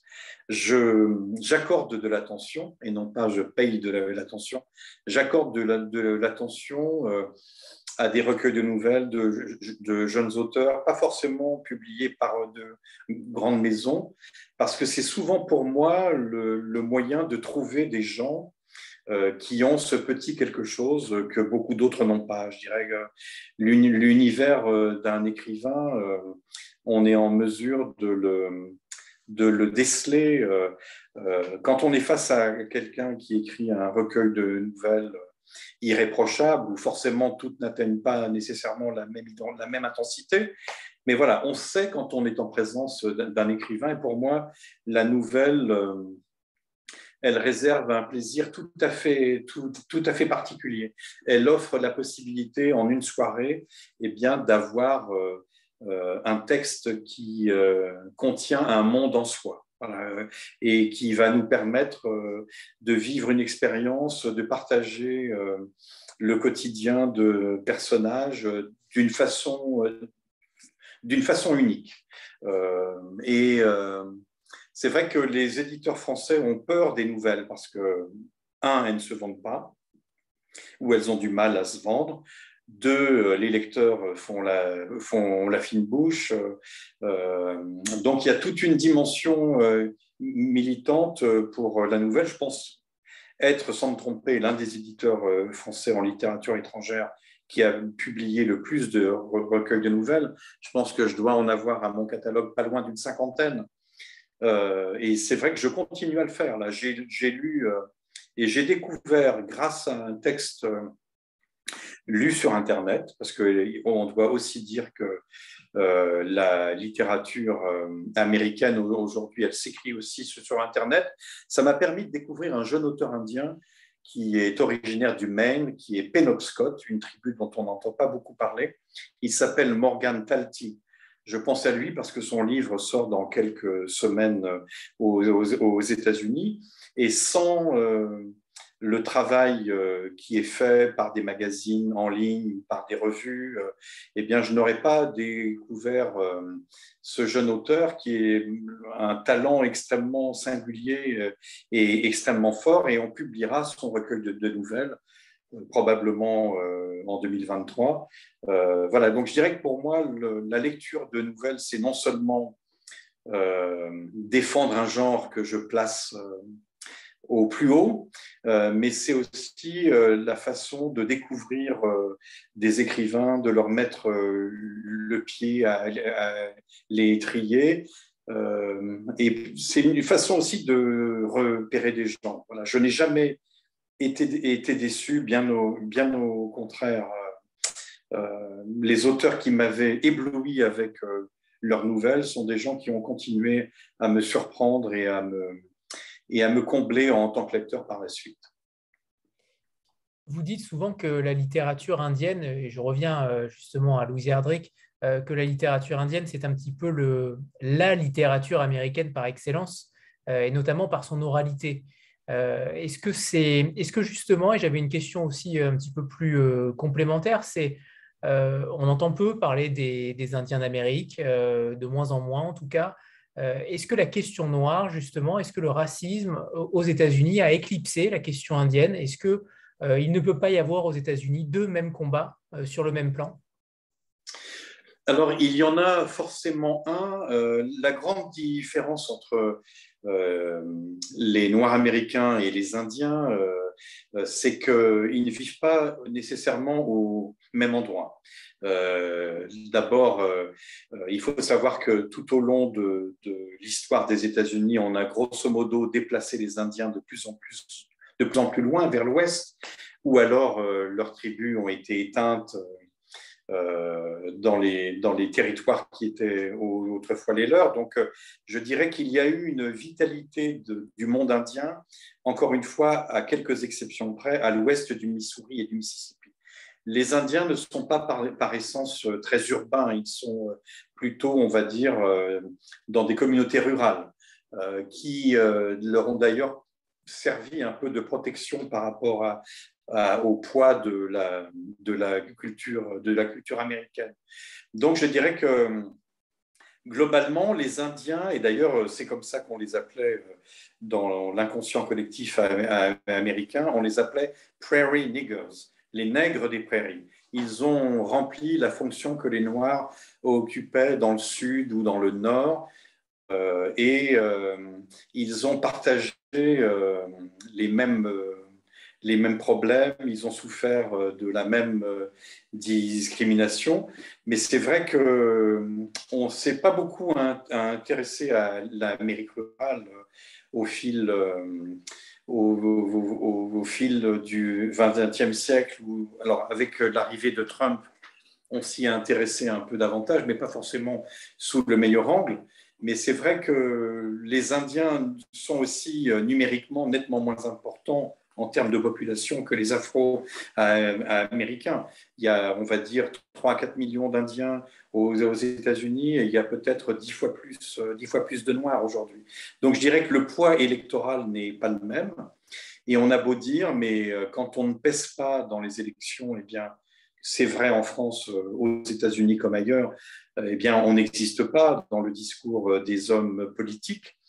Et c'est vrai que je dirais que le monde indien qui essaie de se relever de siècles de quasi-destruction ou de menaces permanentes ne rêve pas forcément de la même chose. Je dirais que les Afro-Américains souhaitent être traités plus justement et plus intégrés à la société américaine. Et pour beaucoup, les communautés tribales souhaitent pouvoir continuer à vivre en paix, un peu à l'écart, tout en ayant droit aux mêmes choses, mais en essayant de protéger aussi leur communauté, de protéger leurs particularités. Voilà, c'est un pied dans un monde ancien et un pied dans un monde moderne. Et je dirais que la différence aussi est que la culture afro-américaine et la culture, la culture africaine. Si on remonte le temps, on ne peut pas dire que la culture de l'esclavage ou la culture des plantations soit quelque chose que les Noirs américains veulent protéger, même si, bien évidemment, la culture afro-américaine est née de cet héritage terrible de l'esclavage. Alors que le monde indien souhaite voir se maintenir une culture qui est très ancienne. Mais ce n'est pas parce qu'on ne les voit pas ou on ne les entend pas de France qu'ils ne sont pas extrêmement présents à l'endroit où ils vivent. Dans leurs États, les Indiens sont très présents politiquement, sont très présents socialement, écologiquement, au niveau global des États-Unis, on ne le perçoit pas, mais quand on est sur place, au Nouveau-Mexique, en Arizona, en Californie, dans l'État de Washington, dans le Montana, le Wyoming, en Oklahoma, dans le Dakota du Nord, Dakota du Sud, au Nebraska, il y a un poids politique des Indiens. Pour quelle raison? C'est parce que la démographie fait que dans ces États-là, ils pèsent.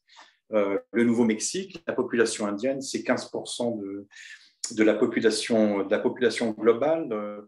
Le Montana, c'est peut-être 10%. Là, on devient une catégorie de citoyens qu'on ne peut plus ignorer et politiquement, le vote indien compte. Alors, est-ce que pour finir cette rencontre, on pourrait parler des livres que vous avez publiés qui viennent de sortir, comme celui de John Woods ou de Karen Russell pour les nouvelles, et peut-être de celui qui va sortir là en mars, Auguste, de Callan Wink, pour donner un petit peu plus envie à ceux qui ont envie de s'aventurer en terre américaine ou amérindienne? Alors, John Woods, Jean-Marc en parlait tout à l'heure, il serait peut-être plus à même encore que moi en tant que lecteur de dire ce en quoi ce jeune écrivain est particulier. C'est vrai que John Woods, c'est un auteur de l'Ohio. Alors l'Ohio, dans Terre d'Amérique, c'est Donald Ray Pollock, c'est Stephen Markley. Il donne à voir de l'intérieur cette Amérique de ces gens qui ont voté pour Donald Trump, de ces pauvres blancs qui s'estiment un peu les laissés pour compte du rêve américain. Et on est dans une petite communauté qui s'appelle Barnesville, qui est bien entendu imaginaire, mais où les gens ont cédé leur bien-être en échange des chèques que l'industrie du gaz de schiste leur donne chaque mois pour avoir occupé leur terrain. Donc ce sont des gens qui finalement vivent de ce avec quoi ils s'empoisonnent en même temps, c'est-à-dire des lieux qui vont devenir des lieux de destruction davantage que des lieux de vie. Et là, on va faire la connaissance d'une gamine de 18 ans qui n'a rien pour elle. Ses parents sont absolument atroce. Son petit frère est né handicapé à cause de la pollution de l'eau, de l'air, de l'endroit où ils vivent. Mais cette gamine, elle est prête à tout pour s'en sortir et pour aller à l'université et pour fuir ce lieu. Et à un moment donné, elle va se laisser embarquer dans une aventure un peu particulière qui va pouvoir représenter le plus grand danger sur ses rêves d'avenir qui sont les siens. Et elle est prête à tout pour ne pas se laisser faire.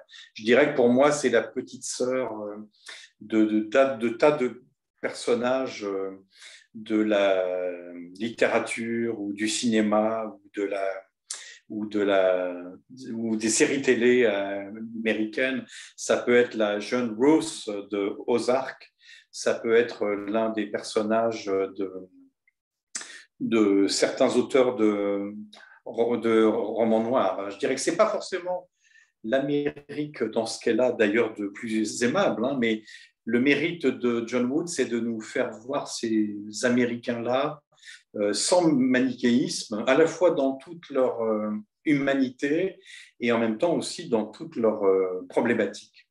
Karen Russell, dont vous parliez, c'est pour moi l'une des écrivaines les plus inventives de la littérature américaine contemporaine. Son imagination ne connaît pas de frontières. Et là, elle a choisi Flaubert, puisque l'une des nouvelles qui donne son titre au recueil s'intéresse à la relation qu'Emma Bovary entretient avec son petit lévrier. Mais il y a des tas de nouvelles qui se passent en Europe ou qui se passent à la Nouvelle-Orléans. Enfin, vraiment, c'est quelqu'un qui réussit à placer ses personnages dans des situations absolument extraordinaires et qui nous fait en même temps voyager à travers des mondes, à travers des époques qui sont derrière nous ou devant nous, qui va traquer les moindres petits détails pour mettre de façon éclatante sur le tapis qu'est-ce que c'est qu'être humain finalement. Voilà. Et les réponses qu'elle donne, elles sont toujours vertigineuses. Pour moi, c'est l'une des jeunes femmes les plus talentueuses de la littérature américaine contemporaine. Certains d'entre vous l'avaient découvert avec Swamplandia, son premier roman qui se passait dans un parc d'attractions d'Ecatee en Floride, tenu par une famille d'originaux. Elle est en train de travailler là sur un roman depuis pas mal d'années qui se passe en Oklahoma dans les années 20. Voilà, je ne doute pas que ce sera un immense livre parce que cette fille, rien ne l'arrête. Voilà, elle a un talent inoxydable. Et on parlait tout à l'heure du 11 septembre, le premier roman de Callan Wink qu'on avait découvert avec Courir au clair de lune avec un chien volé, qui est un recueil de nouvelles tout à fait extraordinaire qui se passait dans le Montana. On est toujours dans le Montana aujourd'hui et Callan Wink réussit à nous entraîner dans la vie de cette génération de jeunes Américains dont le 11 septembre a représenté d'une façon symbolique cette perte de l'innocence dont je parlais tout à l'heure. Je ne sais pas si certains d'entre vous ont vu ce magnifique film de Richard Linklater, Boyhood. Eh bien, le roman de Callan Wink, c'est la vie d'un jeune garçon de 12 ans à 20 ans à travers des petits riens qui font finalement le tissu de nos existences.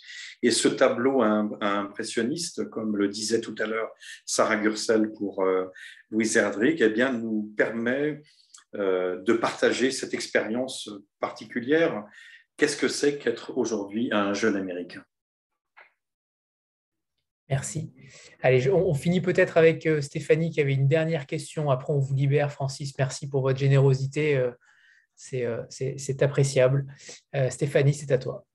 Oui, alors les derniers prix Nobel de littérature d'Américains, c'était donc le dernier Bob Dylan et précédemment c'était Toni Morrison et vous envisageriez qui en fait comme auteur capable de décrocher le prix Nobel de littérature et de nationalité américaine? C'est une vaste question.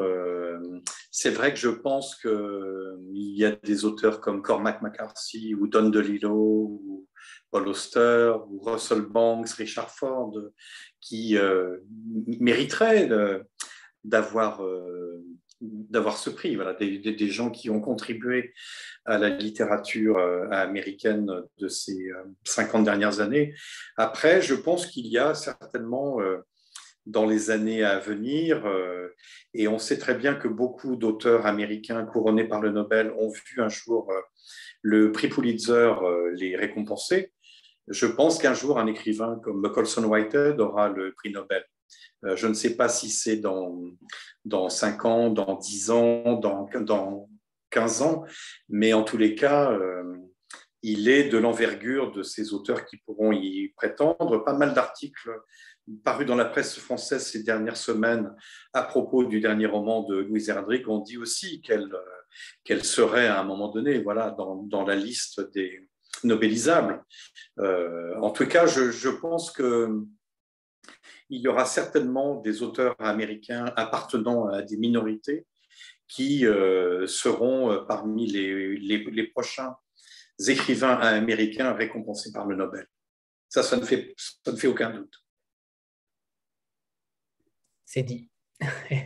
Merci. Merci Francis, merci infiniment pour cette justesse, pour ces mots et surtout votre temps. On sait que vous êtes merci très Anthony, occupé. merci à toutes et à tous d'avoir été présents ce soir. Ça m'a fait vraiment plaisir de dialoguer avec certains d'entre vous. Merci à tous. J'aurais aimé le faire, mais on aura d'autres occasions. On se verra au Festival America avec grand plaisir. Absolument. Parfait. Merci. Merci beaucoup, Anthony, et à très bientôt. À très bientôt. Au revoir tout le monde. Merci Claire. Au revoir, merci. Au revoir tout le monde. Merci à bientôt. Francis. À bientôt Jean-Marc.